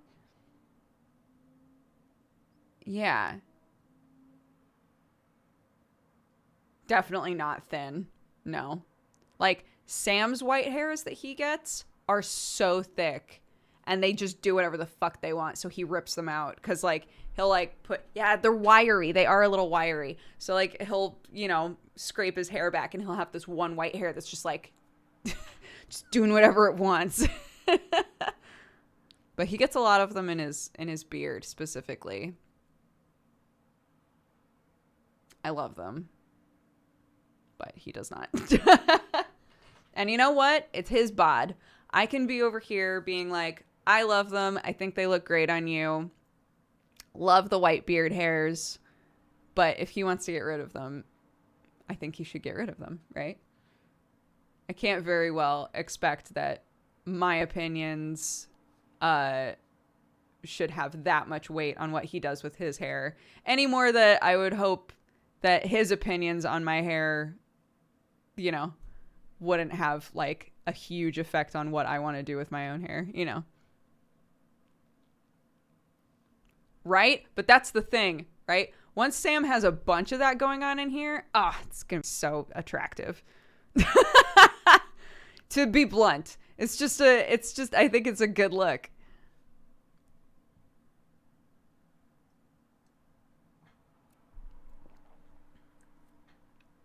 That salt and pepper. It's gonna be nice on him for sure. But currently it's just like they just pop up, you know, randomly, and he's like, no. Are we talking about Sam's sexual thunderstripping? That was a good tweet.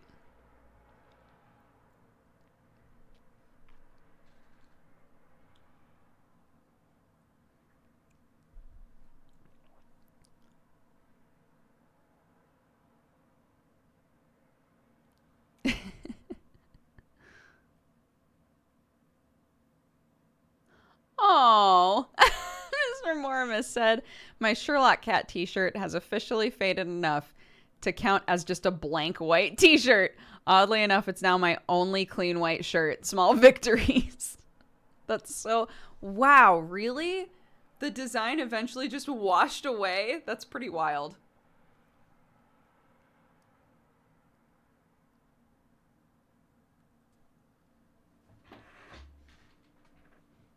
Was there any context to the tweet? If there was, I have no idea what it was. No clue.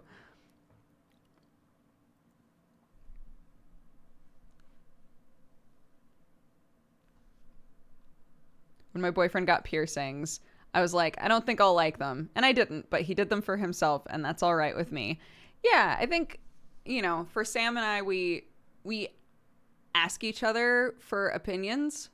If he's like, I think I want to do this, what do you think? Like, he'll always ask me, and I'll always ask him if I'm like, I'm thinking about doing this. What do you think? But there's always a vibe in that conversation of whatever you want to do. Like, if you want to like do something fun, if you want to do something weird or something that I think will look wild, like, just do it, right?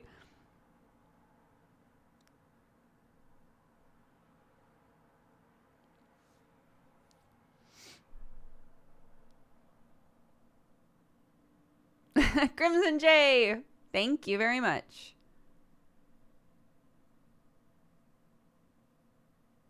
Yeah. I don't think that I totally feel that. There's a part of me that's like, oh, it would be so fun to just shave my head. But I think I would like it for a very short period of time. And then I would wish that I had my hair back, which is what keeps me from doing it. I really I have so many friends now who have shaved their heads. And I think it looks awesome on them. And for me, I'm like, that would be so fun to just do. Just like, fuck it, just shave your head. But I think I'm positive that I would miss my hair pretty fast. So I don't do it.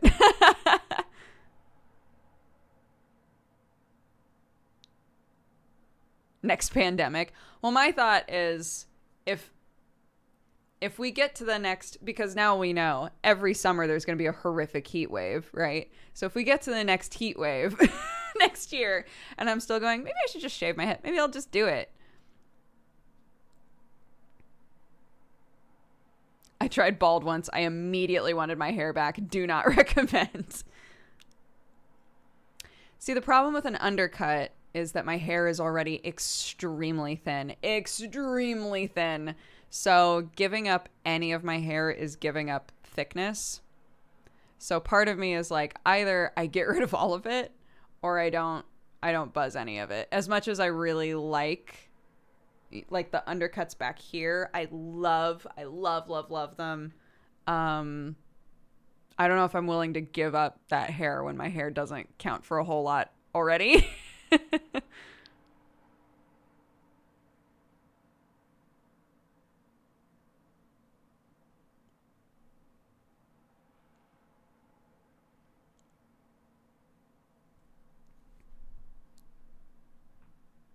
You're fooling me. It looks thick on camera. Oh my God. Hold on. This is all of my hair. This is all of it. This is all of my hair. This is all of my hair. That's it. There's nothing. It's very, very thin. Sam's hair is extremely thick. My hair is really thin. Yeah.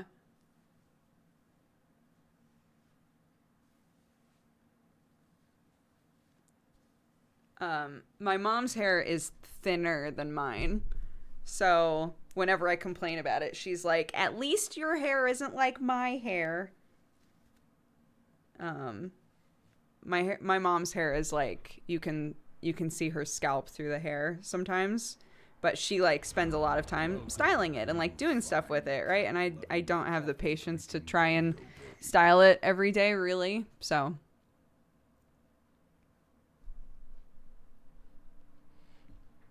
I'm Scottish. Boy, did I get the hair.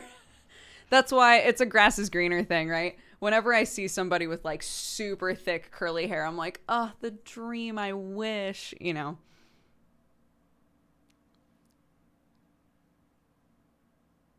Clark get your hair or Sam's? So far, it looks almost identical to mine growing up.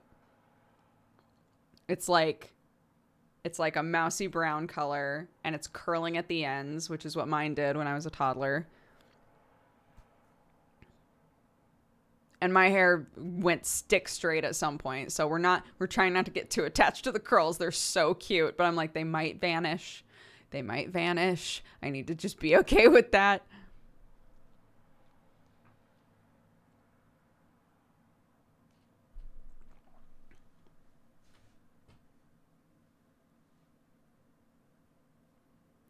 I didn't catch much of the last Strange Roads. Is Bike Man still in? No, so Bike was the one who left.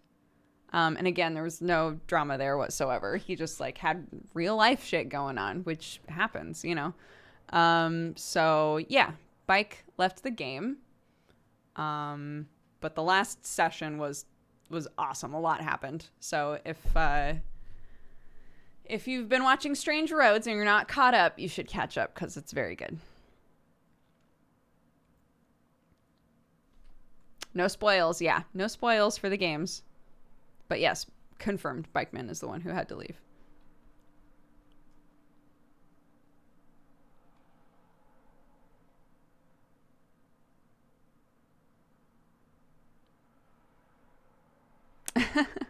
I think currently my perfect hairstyle in my mind is like I think this is like maybe like an early 2000s sort of look, but I don't care. Is like the hair that's sort of curly on the ends, or at least wavy on the ends, and swept back a bit. So it's like swept back and then like a little bit curly in the back and like much shorter. I keep thinking about that hair, and I know, again, my hair is not thick enough to pull that off without a lot of effort, and I'm really bad at putting effort into my hair. So so part of me is like, oh my God, I think that would be such a like fun look. I could really get down with that, but it would take a lot of effort on my part, which is rough. Not rough. Rough is the wrong word. I just know myself, and I don't put very much effort into like figuring out what to do with my hair. Like Trinity from The Matrix. Well, Trinity's hair had no curl in it whatsoever. But sure, swept back like Tiri's or like Trinity's was. But let me see if I can find an example. Hold on. Let me find an example.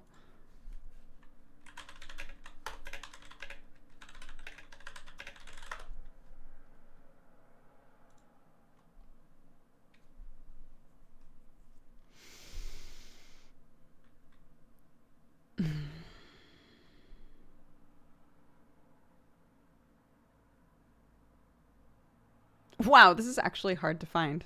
It's either just really curly hair or completely swept back hair. What is that? You know what? I might actually have more luck if I put man in here. Yeah, I want this, but on me. And like not as like, this is more rugged than I am. I'm aware.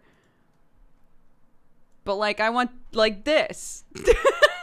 How do I look like this? That's the hair I want.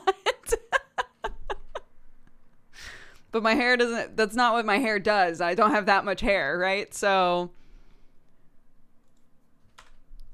there you go. Dukes, you look handsome. Thank you. Lots of product. I know, but again, I don't have the patience to do that. So I'm screwed.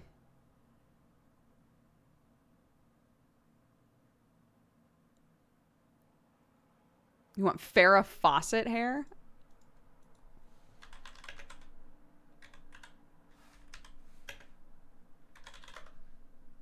No, not at all. Not at all. Not that. Not that. No.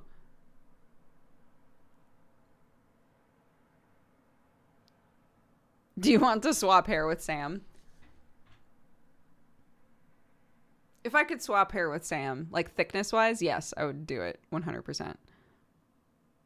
Sam's hair is just like thick black hair, and I love it.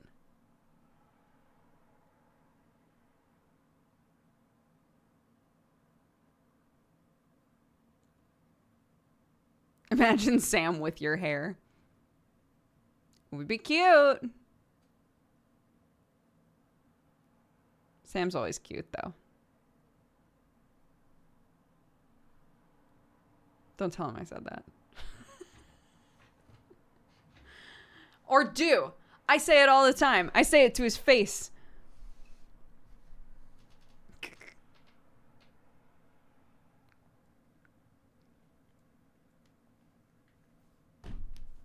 Shoot your shot.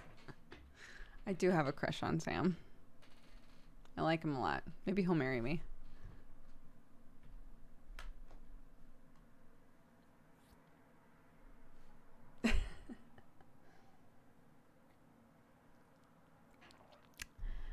Dab said, I'm still amazed by his little elf ears. Yeah, what the fuck? He just won the lottery with so many things. For anybody who hasn't seen them, Sam's ears, like, so number one, they're the sort of ears that have like the extra skin right here, so it's just like flat up against his head.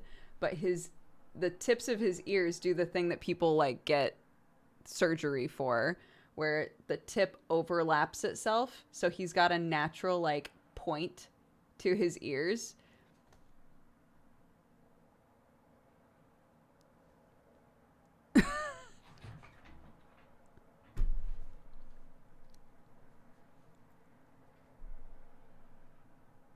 Sam's a part of the Fae folk. Ear surgery? Oh yeah, people will get surgery on their ears. Basically, like they make like a little clip here and then overlap them, and then you have like a pointy elf ear. But his ears just naturally do that. Yeah. There's all kind of there's like tons of alt surgeries that you can get. The pointed ear is like a pretty normal, common one.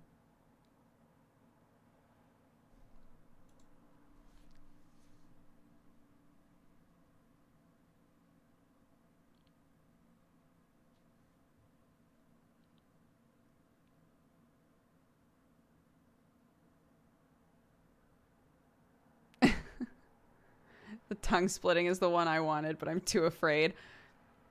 The tongue splitting one is hard for me to look at, to be honest.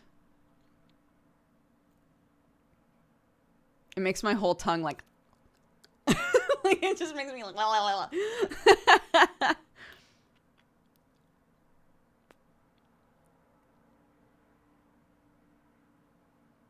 If Sam doesn't go bald in the next 10 years, I feel cheated. Baldness runs on the mom's side. Is that true? I don't know if... I have no idea. His dad is bald. But...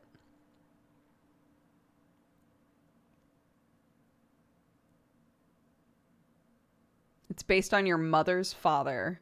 Okay, I have no idea. No idea what that dude looked like. No clue.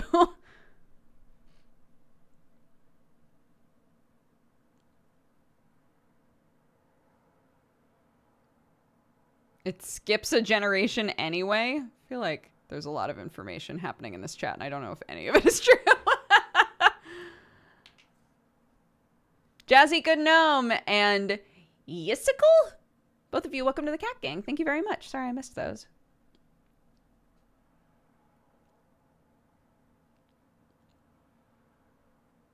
But also, like, sometimes people lose their hair because they did a lot of steroids or, like, all kinds of things. So...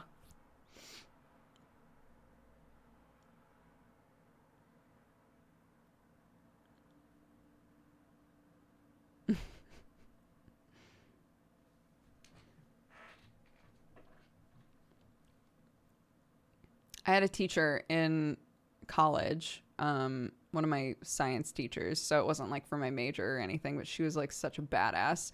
And she came into class and she was bald. And she was like, all right, before anybody asks, I'm bald. My hair naturally fell out. It happens to women too. So there you go. I've answered all of your questions. And then just started teaching her class. She like... rode a motorcycle into school every day. It was just like a badass, just this badass bald lady, just like, yeah, fuck you. My hair fell out. What of it? It was awesome. I loved her.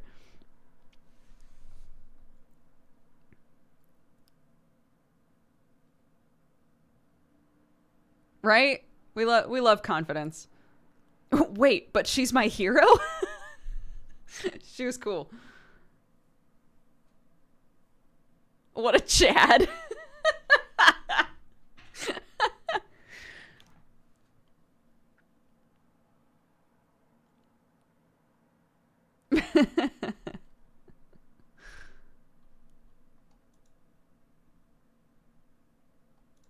There are two people in my life, aside from my dad, and I guess Ron. I guess there's multiple people in my life.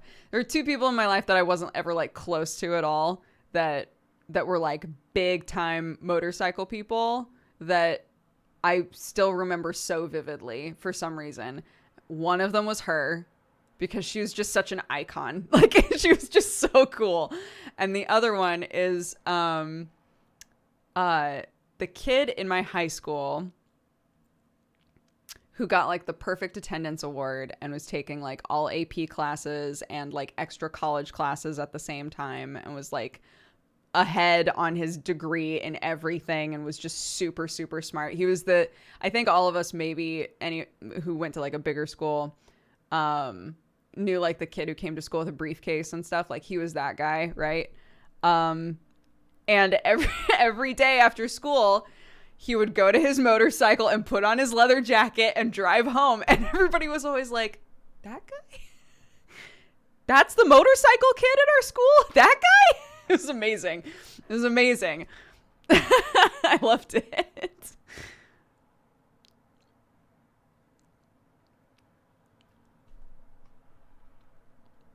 He sounds badass too. He was super smart, badass dude. I loved it.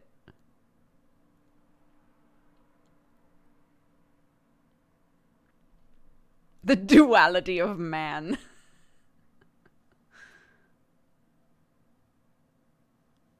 I wonder what he's doing. I don't even remember his name though. This is why you keep your yearbooks. I don't know where my yearbooks are. Like how Jotaro is a meathead and also a marine biologist. Yeah, it's exactly like that. Stalk him on Facebook. I don't think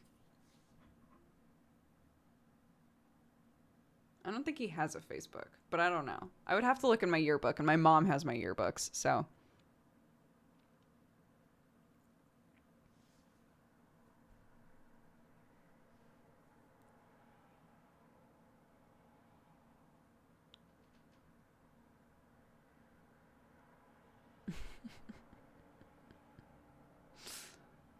I like that though.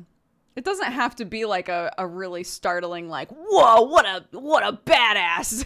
Like, it doesn't have to be something like that. But I like when people sort of betray the expectations that everybody has for them. I like that. It's like, yeah, people are a bit more complex, aren't they? Get mom on the phone. Mommy, I'm going to need you to go to California. I know you finally got back to Oregon. I'm going to need you to hop on a plane and go back to California and go to your house in the desert and open up one of those. I don't remember which one, but one of those boxes I sent you. I need you to open that up and then find my yearbook. Not the middle school ones, the high school ones. And I don't remember exactly, like, I don't know what grade he was in and I don't remember his name. So just take a picture of every single page that showed any of the grades above mine. Great. Cool. Thank you very much. I love you. Bye-bye.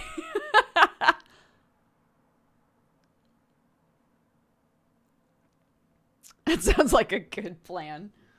I think there was a Mabimbam that I was listening to the other day. It might have been the same one that I was talking about, the Tony Hawk Burrito episode. It might have been the same one, but they were talking about yearbooks because somebody wrote in being like, I'm trying to get rid of stuff, but I don't know what to do with my yearbooks. And one of them was like, hear me out, digital yearbooks. And it made me laugh because I was like, I remember when I was packing up my yearbooks and being like, I don't know what to do with these. I don't look at them, but I also don't want to get rid of them.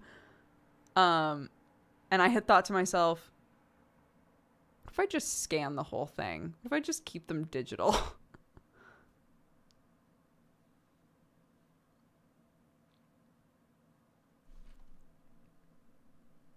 They should at least archive yearbooks somehow. That would be awesome if there was an online archive of yearbooks. I'm sure some schools are doing that. Mine is not. I have a light in front of me now. That's why.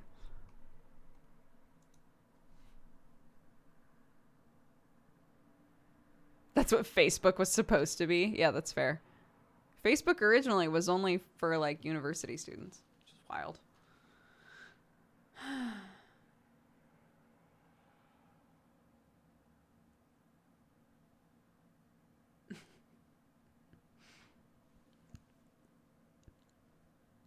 What for UK people, what are/were yearbooks? Oh my god, are there no yearbooks here? Yearbooks every year they would show the pictures of everybody at the school. So it'd be divided by grade.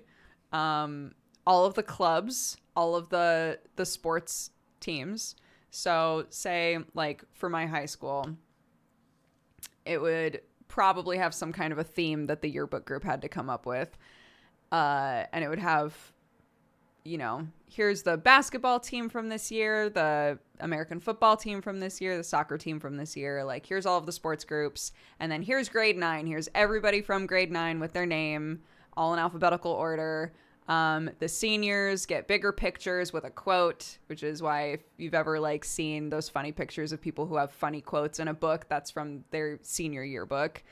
And then, yeah, like clubs, active clubs, there will be pictures of the clubs or like descriptions of the clubs. And a lot of times what people keep them for is you would get them signed by all of your friends. So all of your friends would write like, what a great year. You're the best. Love so-and-so. And like just that sort of stuff is sweet. And people never consolidate it to the front of the book. So you could just keep those. Like there's always somebody who's like, I have a silver Sharpie and I'm going to go to the page with my face on it and I'm going to write my name as big as the entire page and ruin it for you because I love you. XOXO.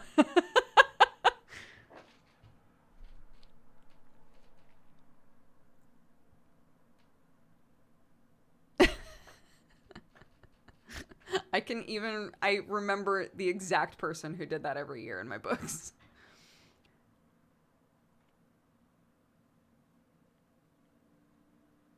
Hags, have a great summer.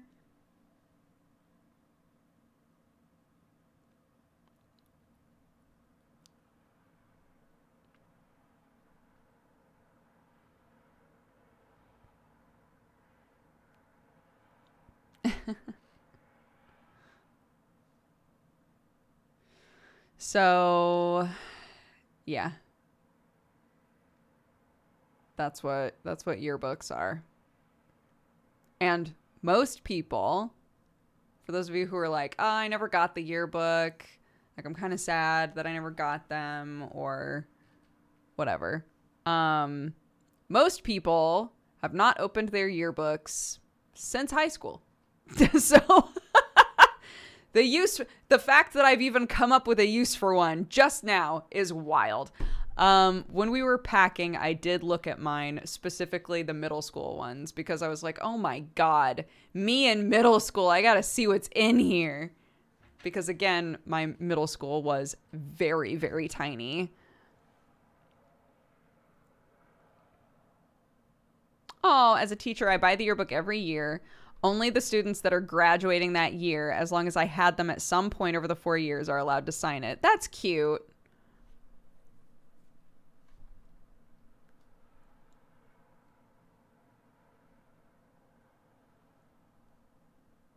Last time I opened my yearbook, I realized how young most of the teachers were. I guess that's also a thing, huh? It's not like super obvious to you. We had one math teacher that everybody dude. I'm like feeling secondhand embarrassment about it now. there were so many people who would spend lunch in his room because they thought he was hot. And they would just hang out in there and eat lunch and be like, so what are you doing? And he'd be like, grading. Like, it was the worst. It was the worst. Hi, Nick. So yeah, that was a thing.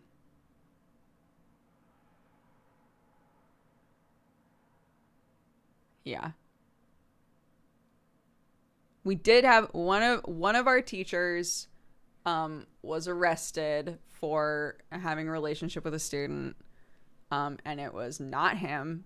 Very delighted because he was really nice and he always seemed to just be like, I don't know what's going on. I'm pretending I don't realize that you're all just showing up here to try and date me. I'm going to just keep like grading my papers and teaching math. But we definitely, yeah, we had a teacher who had a bunch of pot found in her desk. That was not surprising whatsoever. And then we had a teacher who was arrested for a relationship with a student. That was surprising and very disappointing. And then, as far as I know, young hot math dude is still just trucking. So, good job him.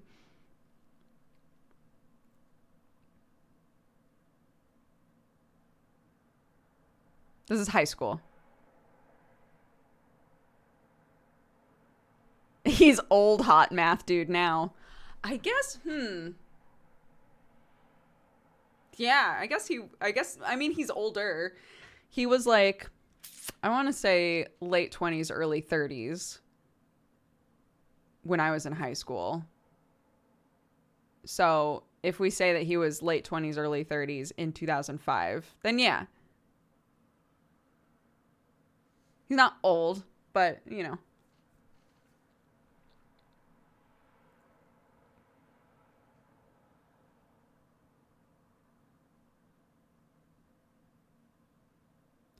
One of my teachers was arrested for murder for killing his wife.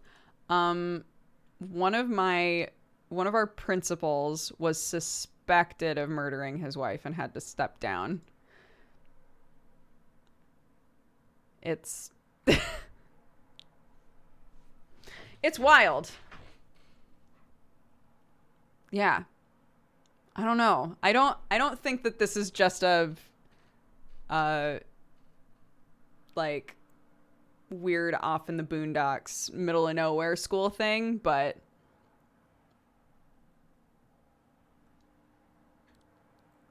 the most that happened in my school was 2 teachers dating. I would have taken that over this.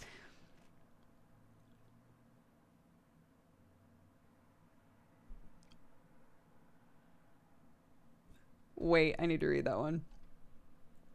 One of my teachers I don't know why this is so funny to me. One of my teachers shot a sex tape in the school gym with another teacher. There were articles in the local paper about it. Oh my God.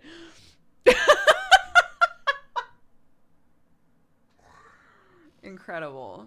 It reminds me of in my university, there was a bed. One of the plays that we did, actually my favorite musical of all time, is Mystery of Edwin Drood, right? There's a scene where I think his name is Jasper. He's like the antagonist. Jasper like takes a shit ton of laudanum and just starts hallucinating about this woman he's in love with. And so we built a bed that was on like a hyper angle. The idea of it being that like he could lay down on the bed, and then as he starts tripping, the bed like lifts and he's like floating, right? Like, whoa. So so we built this fucking bed. We all come in. I think I've told this. Yeah, I've told this story before. We all come in. The bed is busted. Like, it's broken. And we're like, what happened? And it turned out that 2 people were just boinking on this bed and broke it. So, there you go.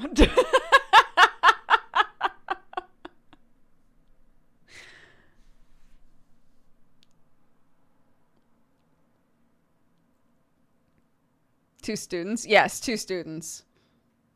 2 students were boinking on the bed. Sorry, we boinked. My bad.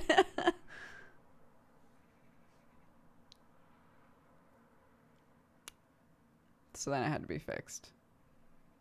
And we made jokes the entire time because we were we were like, should we just rebuild it? Like it feels like dainted now.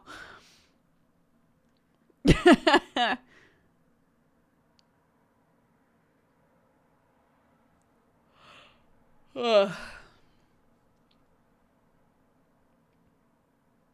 I feel like my high school / college life was so boring. Do you know who did it? They were caught. Yeah.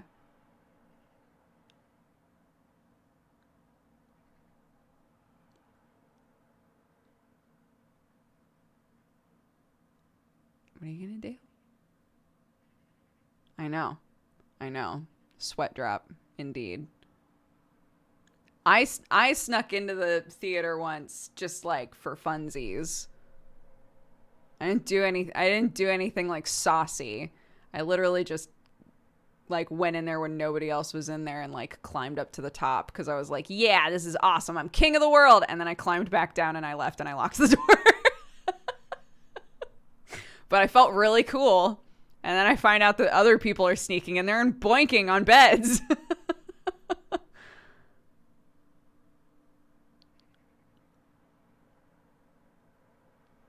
All cute. It's on brand for me though, isn't it? To just be like, nobody's in here. Oh my gosh, I'm gonna climb the ladder. I hope I don't fall. That would be really embarrassing.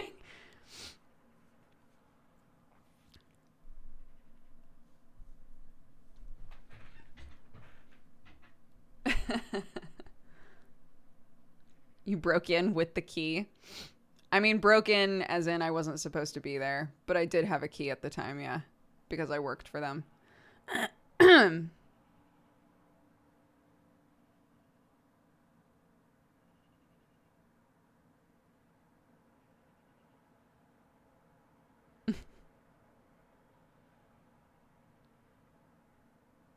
Anyways, we should probably steer away from these sorts of stories.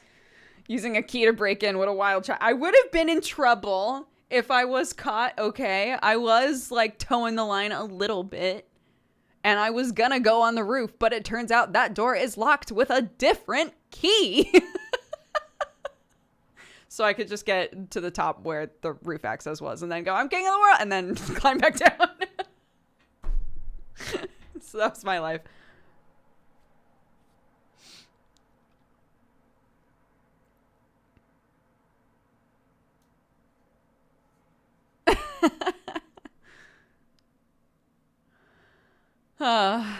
Yep.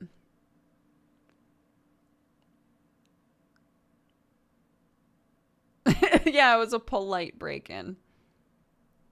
Very Hufflepuff move. I admit that.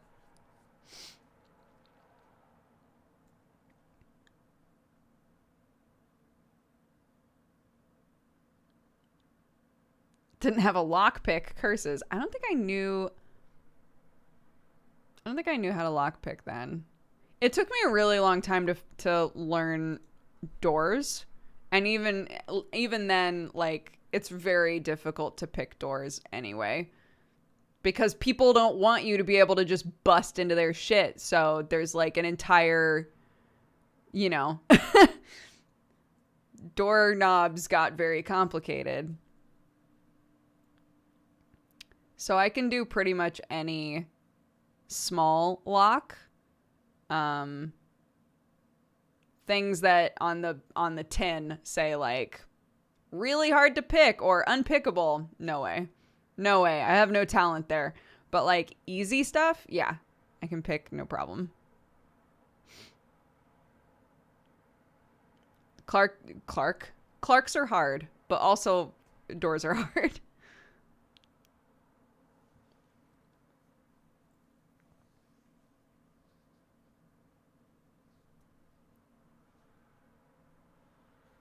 I can't even pick a lock in Skyrim. It's also basically illegal to have lockpicks on you without a reason, right? Yeah, it depends on where you live, but it is evidence of intent to do something illegal. So if you're searched for any reason and they find a lockpick set on you and you are not a person who needs a lockpick set for work, then yeah, they can look at that and say, like, why do you have this? What were you trying to break into? What was the plan? You know? Yeah, it's very suspicious, isn't it? So. But yeah, it depends on where you live. It varies state by state, etc. So.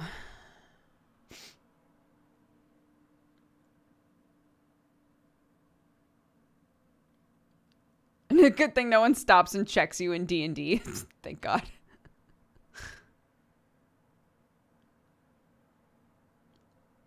Funsies is not an acceptable answer, but officer.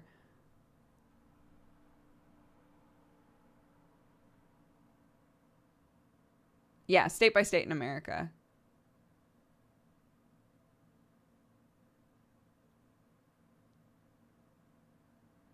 I don't know how to lockpick, but I needed to help my brother get into his garage. I used a drill. That's...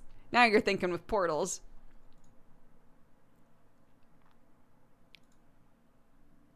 In the UK, you need to be at least an apprentice to a locksmith. That makes sense. The reason this conversation came up and the reason that I even looked it up to begin with is because Shannon and I were talking about, like, bug out bags, which is basically... Like a bug bag is like, it's like a shit's going down and I need to go now sort of thing. So preppers will usually have some kind of like a bug out bag that just has everything that they would potentially need if they needed to like go on the road, if they needed to just leave. If something happened, apocalyptic or otherwise, like natural disaster, like any of that, you might have a bug out bag in your house. We were talking about bug out bags and she was saying that she has a lockpick set in hers, and we wound up discussing whether or not like they are legal to just carry around with you. So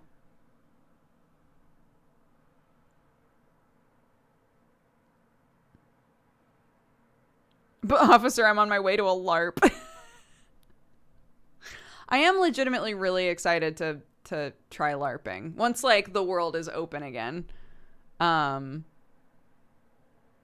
I think that would be so fun.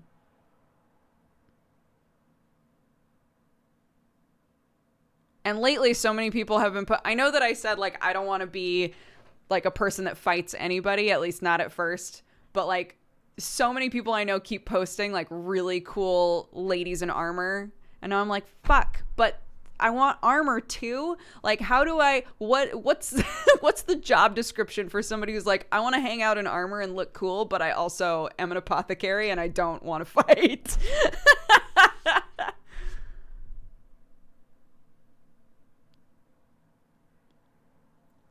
A cleric. There we go. I'm a cleric.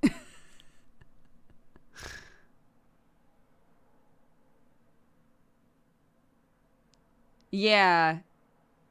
That was my post-grad plan. I was applying to a school in Ohio that focused entirely on armor and weapon making for movies and stage and all of that. That's what I wanted to do. That's what I wanted to do with my life, was make armor and weapons. That's what I would have been going for if YouTube hadn't happened, which is kind of crazy. I can't remember the name of it. It's like there's one school in Ohio that offers like a fellowship program. Is that the right word for it? Where they say like, we'll pay for all of your schooling. So you come here, you do this master's program, like you don't have to pay anything, but pretty much all of your free time will be working for us to like pay it back.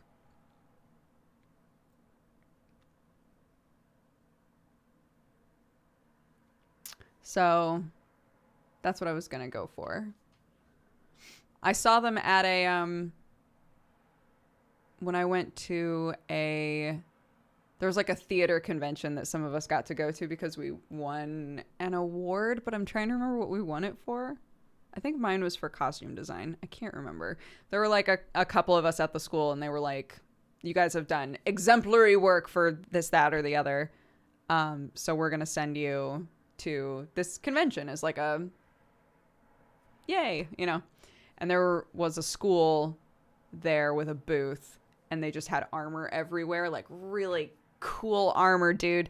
And I was like, this is so dope. And they were like, yeah, this is like our big thing at our master's program. So if you're interested, you know, here's our info. And I looked them up, and I was like, holy shit, they literally just have a program where you're just like, you just make armor, and that's what you're good at. That's dope.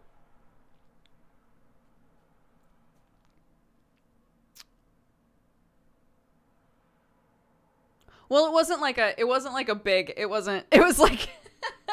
was like within our small theater department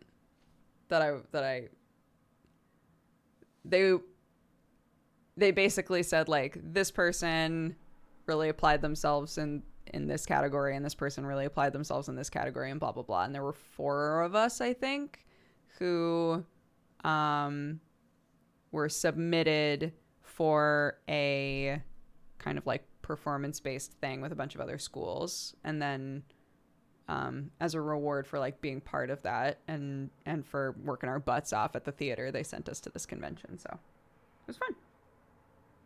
So you wanted to be a blacksmith, basically.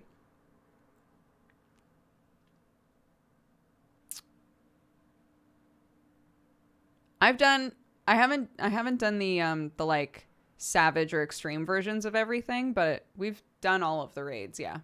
For Final Fantasy XIV, yes. Oof.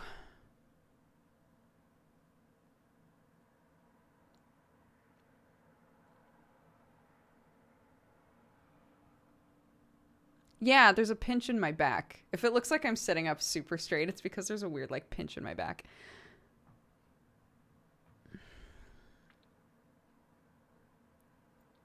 Theater blacksmithy, that's so awesome. Well, it's interesting because there's so much different stuff you have to consider when it's armor for stage or armor for camera. It can't be heavy. It can't be heavy, but it has to look real. And so there's a lot to learn there. Like, how do you make, you know, something to go on somebody's head that looks heavy and looks really beautiful or intricate, but is not very heavy, because they have to do the same scene 18 times. And if it's too heavy, it's just going to add exhaustion, right? That sort of stuff.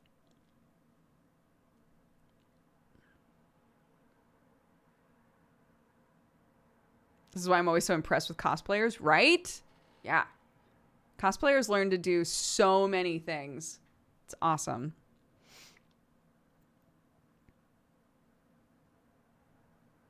Stream a blacksmithing session. I don't know how to blacksmith.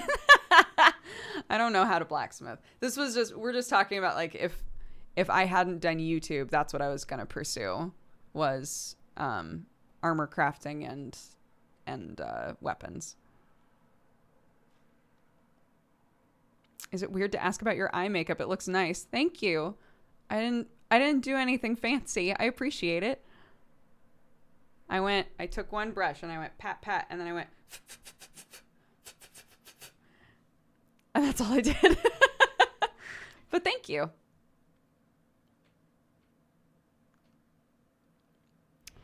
I can say this because he already knows about it, but one of Sam's birthday things, Sam's birthday's in September. One of Sam's birthday things is I'm getting... He and I both together, we're gonna go for like a day-long like blacksmithing session, which is super cool. They offered half a day or a full day, and I was like, might as well just go hard, right? Might as well just go hard and do the full day. So we haven't chosen like a day to do that, but it should be cool. I was talking to his mom about it, and she was like, I didn't even know you could do that. I was like, should be pretty tight. You're going to be tired. I know, dude. Super tired. But all of the reviews are like, this place is so great. They don't make you feel dumb. Like you just feel really cool, and you make a thing. Like they help you make a thing. So at the end you have something to take home to like put in your garden or whatever, which is cool. A present for Sam that was secretly for yourself.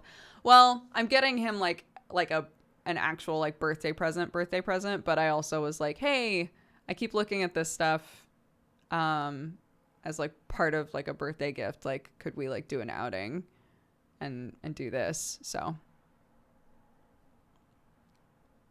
right? Yeah. I'll let y'all know how it goes. Reminds me of the ramen workshop. I wish I remember. Like we did the whole thing. We made the noodles. We made the broth. Like we did the whole thing in that ramen class, and the ramen turned out incredible. And I swear to God, I can't remember a fucking thing about how we did any of it. I just remember that we had a lot of fun and we ate amazing food at the end. But I do not remember how it happened at all.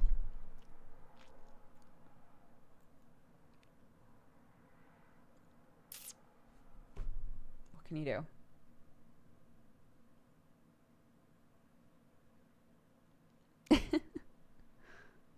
That's how I felt with cocktail class. That's a bit more understandable.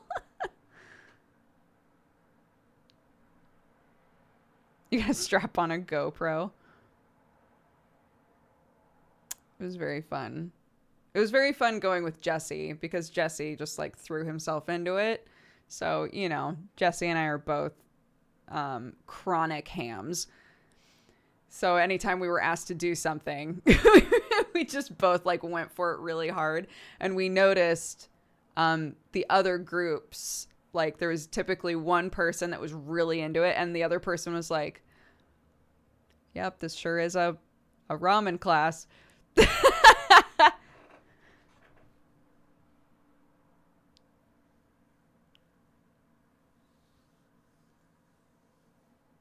Yeah, it's somewhere in England. I can't remember the name of it, but I can look it up. I'll look once we've done it. I'll let you guys know if it's good. But there are a few of them. If you just look up like blacksmithing class, at least in England, if you look up like blacksmithing class, there are a few of them.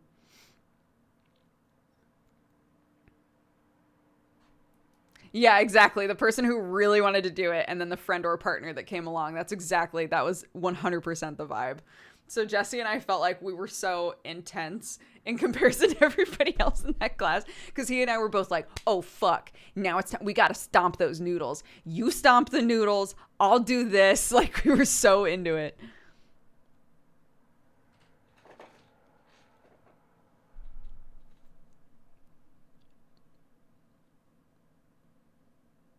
They usually do it outside, so probably not too bad for pandemic. Oh, yeah. Like, everybody would be wearing masks. It's outside. They don't come in contact with you. They just, like, show you what to do and then, like, leave you with your spot.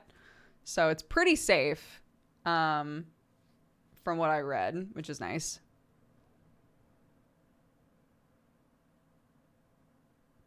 UK is in, like, partial lockdown. We're not out of lockdown. We're still in partial lockdown. So you can, like, meet up with people at a park or like in your garden. People can come over and be in your backyard. And like a bunch of places are now open, which Sam and I keep looking at the places that are open and being like, you couldn't pay me enough to go in there, right? Like that's just asking for trouble. Like that. No, thank you. Like bars? No, thank you. No way.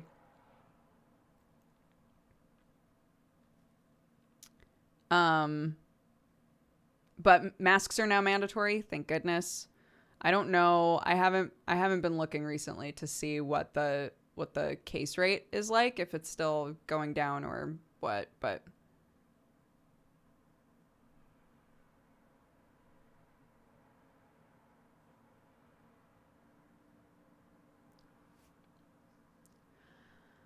yeah, masks are mandatory here, but like a lot of places are like offering waivers that you can sign to basically be like, I don't want to wear a mask.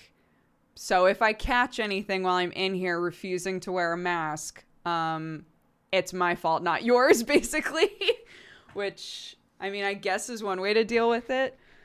I know that all of the supermarkets are like, please wear a mask. We're not going to force you to wear a mask, but please wear one. It's, yeah. I've accepted masks as a new fashion statement. Dude, we just keep getting more and more cool masks. Like, I'm cool with it.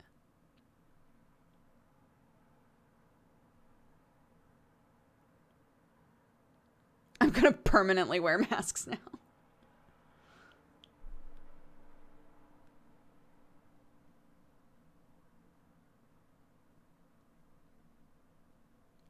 I guess what I mean when I say that, like, it's one way to deal with it is, like, if the options are either I sign a thing saying, like,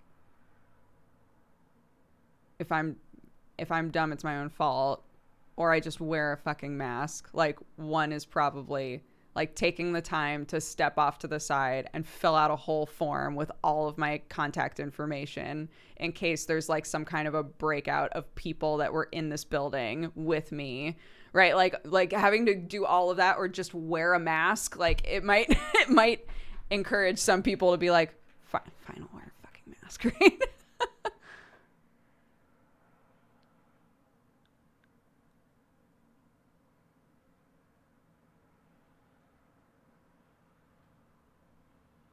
As someone who gets zits on my lower half, mask slap. Mask slap is such a funny phrase to me for some reason.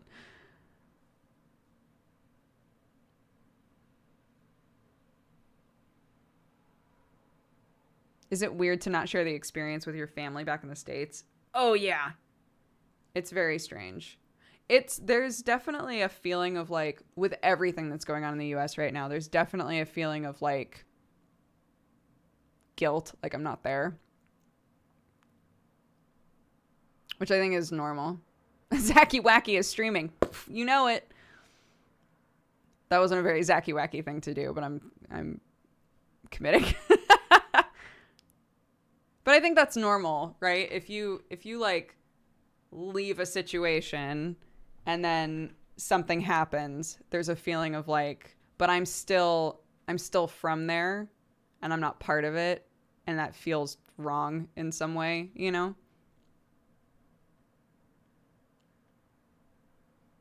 It's secretly a very Zacky Wacky thing to do. I can't remember who I was talking to. I think maybe it was Summer. We were talking about how, I guess at some point, Arcadum confirmed that the familiars in his world are representations of like a repressed part of the person. And I was like, what does that mean with my familiar? Because Wise Guy would 100% dab.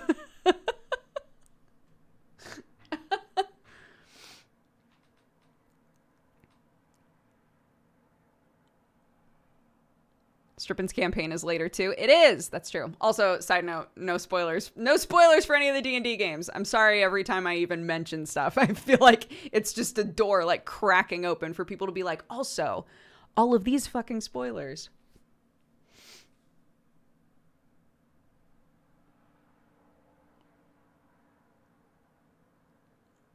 No spoilsies. No spoilsies.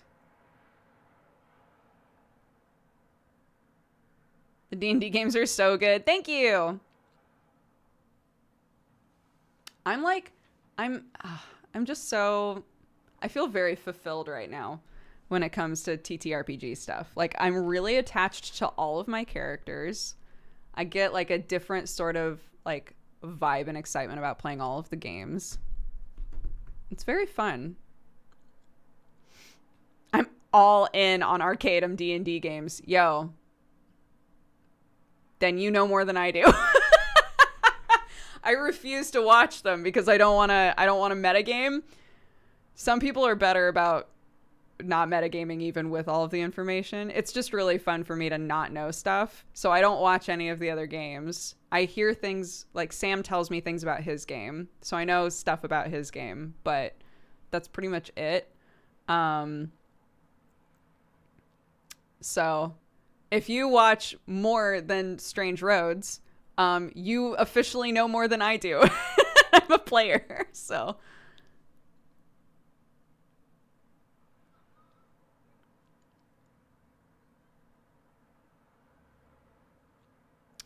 Oh yeah, wait. Amarian, was it you that was saying that that I need to change the links on the D&D stuff?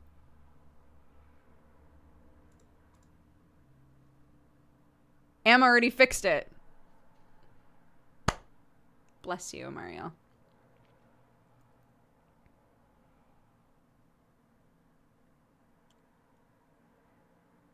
Oh, the misdemeanor one doesn't have a link, though. Hold on. I'll fix it. Especially since misdemeanor is tonight. Tonight. I'ma love you tonight. Give me everything tonight. For all we know.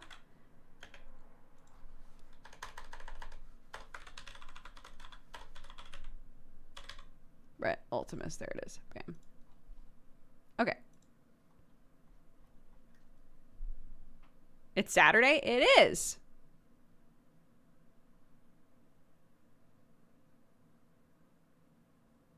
What was that song called? I don't know. I know that eventually in the song it goes wah wah wah wah wah wah wah wah wah wah wah wah wah wah. Let's do it tonight. Wah wah wah wah wah wah. And it starts to swell. Wah wah wah wah wah wah wah. Grab somebody sexy, tell them hey. I don't know what the song is called, but that's how it goes.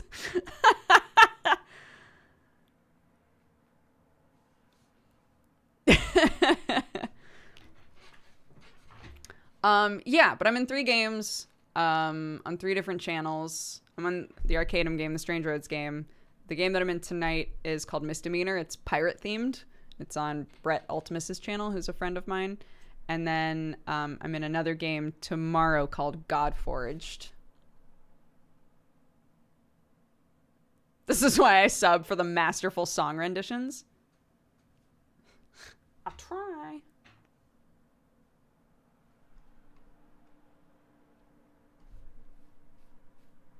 Okay, Google, what's the song that goes blah, blah, blah, blah, blah? Sometimes that works. Sometimes it works.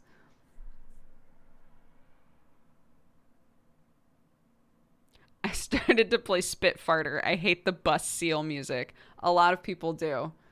I found that it's like I want to say it's like 30% of people that watch and play the game are like, God, my favorite music in this game is the seal bus music. And then everybody else is like, no, not the seal bus.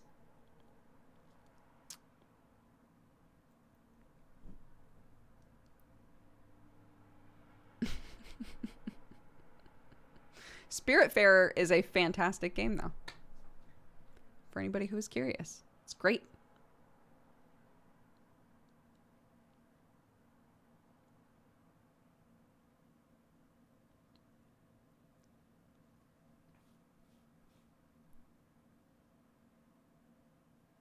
I've been calling her Doozer. You can call me Doozer if you want. I don't care. I have so many names at this point. We might as well put Doozer in there.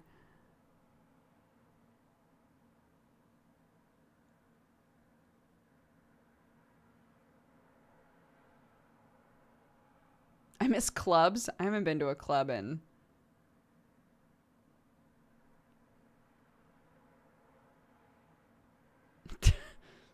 I don't remember when I last went to a club.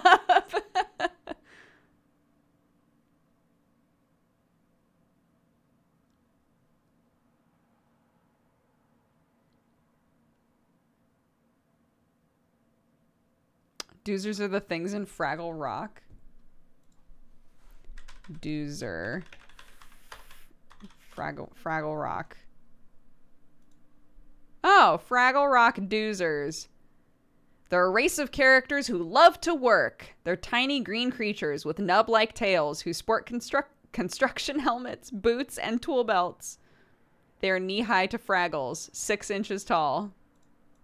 That was a lot more information than I expected.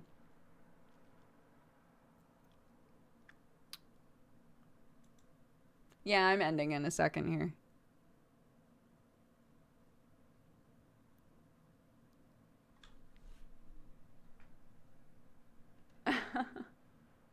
I mean, Sam and I kind of feel the same. Like we were, and I realize that this is like a privilege, but we already worked from home, you know? We had just moved here, so we didn't have like consistent things that we did outside of the house aside from see Sam's family. So, for us, yeah, not a whole lot changed with the pandemic.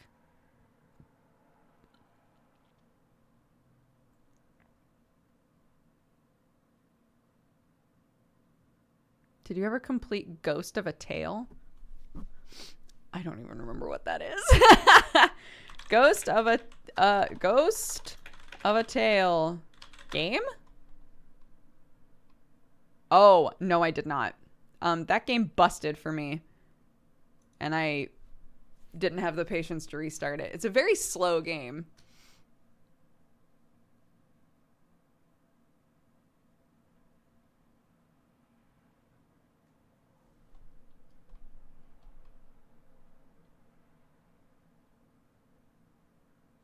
Where did Dexbonus come from?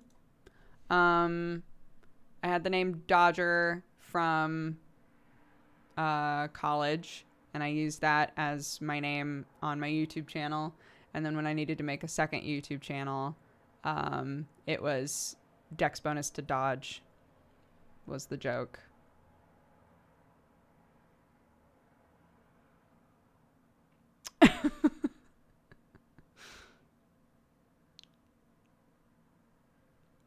I know, guys. I know. That's the big brain shit. What about Press Heart? Press Heart was me trying to come up with something clever.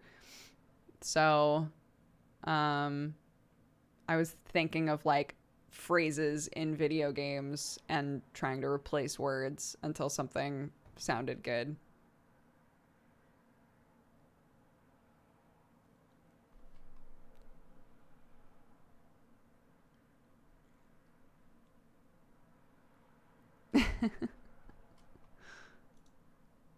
Are we still naming the makeup art channel Charisma Bonus? We should. It's hard because when you abbreviate it, it's Ca Bonus, which does not roll off the tongue.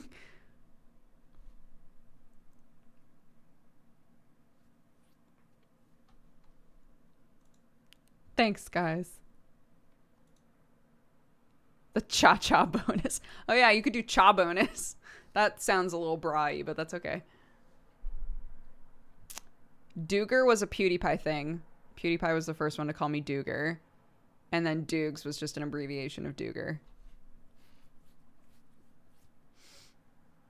It's all nonsense. It's all nonsense. All right, let's read off our Valentines that I didn't get to yet. PG Wipeout said, for the mods, with the best mod bods. Patience says, shout out to all the real lurkers who keep lurking, even when Dodger calls them out. Jamilton says, shout out to Dodger and the amazing community. I watch you all doing uni work. I finally graduated and secured a job in architecture. I'm currently packing to move 5 hours to London. Whoa, congratulations. Baron Von Bear says, this Valentine is for Sam and the whole strip club community. I lost my brother due to COVID a month ago. I'm so sorry. And his streams while I work from home have really helped keep me focused in these tough times. Let him know how awesome he is for me. I will. And big hugs to you. Kiera says, I've been hand sewing a skirt recently. I've been watching / catching up on the D&D games while I work on it. I finally caught up with Strange Roads, and I started the first episode of Misdemeanor the other day. I'm loving it, so thanks for being awesome. I'm so glad you're enjoying. And Burger says, don't let this stream distract you from the fact that Americans boil water using their microwaves and not kettles. That is true. Frankenstein, thank you for reminding everyone to hydrate or dihydrate. And we had a cheers. I'm not going to give it back, though. We're going to do an end of the stream cheers. So, this is not, no, this is misinformation. If you need to actually just like boil a decent amount of water, we do it on the stovetop.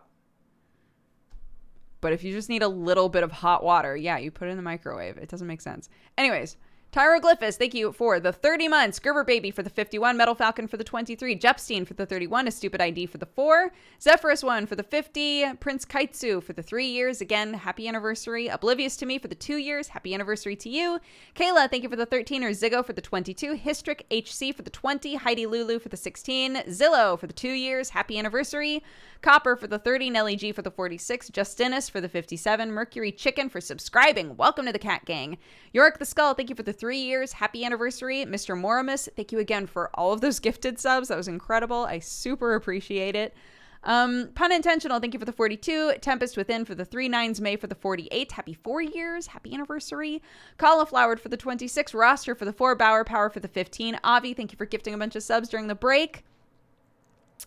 Age is Fang, thank you for the 47. Zirconix for the 3. Blooky Bloop for the gifted subs. Arnar for the gifted sub as well. Intense Bean, thank you very much for subscribing. Welcome to the Cat Gang. Crimson J, thank you for the 11. Erwin Blah for the 2 years. Happy anniversary. Yeesicle, thank you very much. Jazzy Goodnome, thank you very much. Both of you, welcome to the Cat Gang. If I Fell, thank you for the 6. Undead Brit for the 46. Blobada for the 75. Deacon and Arnar, thank you for gifting subs. Maddie MS for the 34. Avi, thank you for gifting another sub as well. Cause12, thank you very much for subscribing. Welcome to the Cat Gang. Professor Redding for the 5. Random Lights for the 55. Jazzy Goodnome, thank you very much for the biddies. Nopey Just Nopey, thank you for the 25. Nunes Ring, thank you for the biddies. Obviously a Corgi, thank you for the 8. Tony Spade for the 32. Mist and Chocolate for the 49. Aegis Fang for the biddies. And KMAF for the 21. Thank you very much, guys. Thank you, thank you, thank you. LWF redeemed our cheers, so let's do that at the end here. Thank you all so much for joining me for this stream. It's been amazing. We do have somebody to raid, so we're going to go ahead and do that. I hope that this has been a bright part of your day. Again, we have Misdemeanor later, so if you want some good pirate-based D&D action, you can find that. I appreciate all of you. I appreciate your time and your love. It's amazing. I hope that you feel that I've given, there's an equivalent exchange here, and that you enjoyed yourself and you were entertained, etc. Next time that I stream, aside from Misdemeanor, next time that we stream here will be Manga Pod. So I'll see you guys for Manga Pod tomorrow if you're around, if you want something to watch. And otherwise, I'll see you when I see ya. Okay? Thank you guys. Cheers. Boop. All right. Shit. Sure, that should still work. Great. All right. Bye, guys. Take care. So long, etc.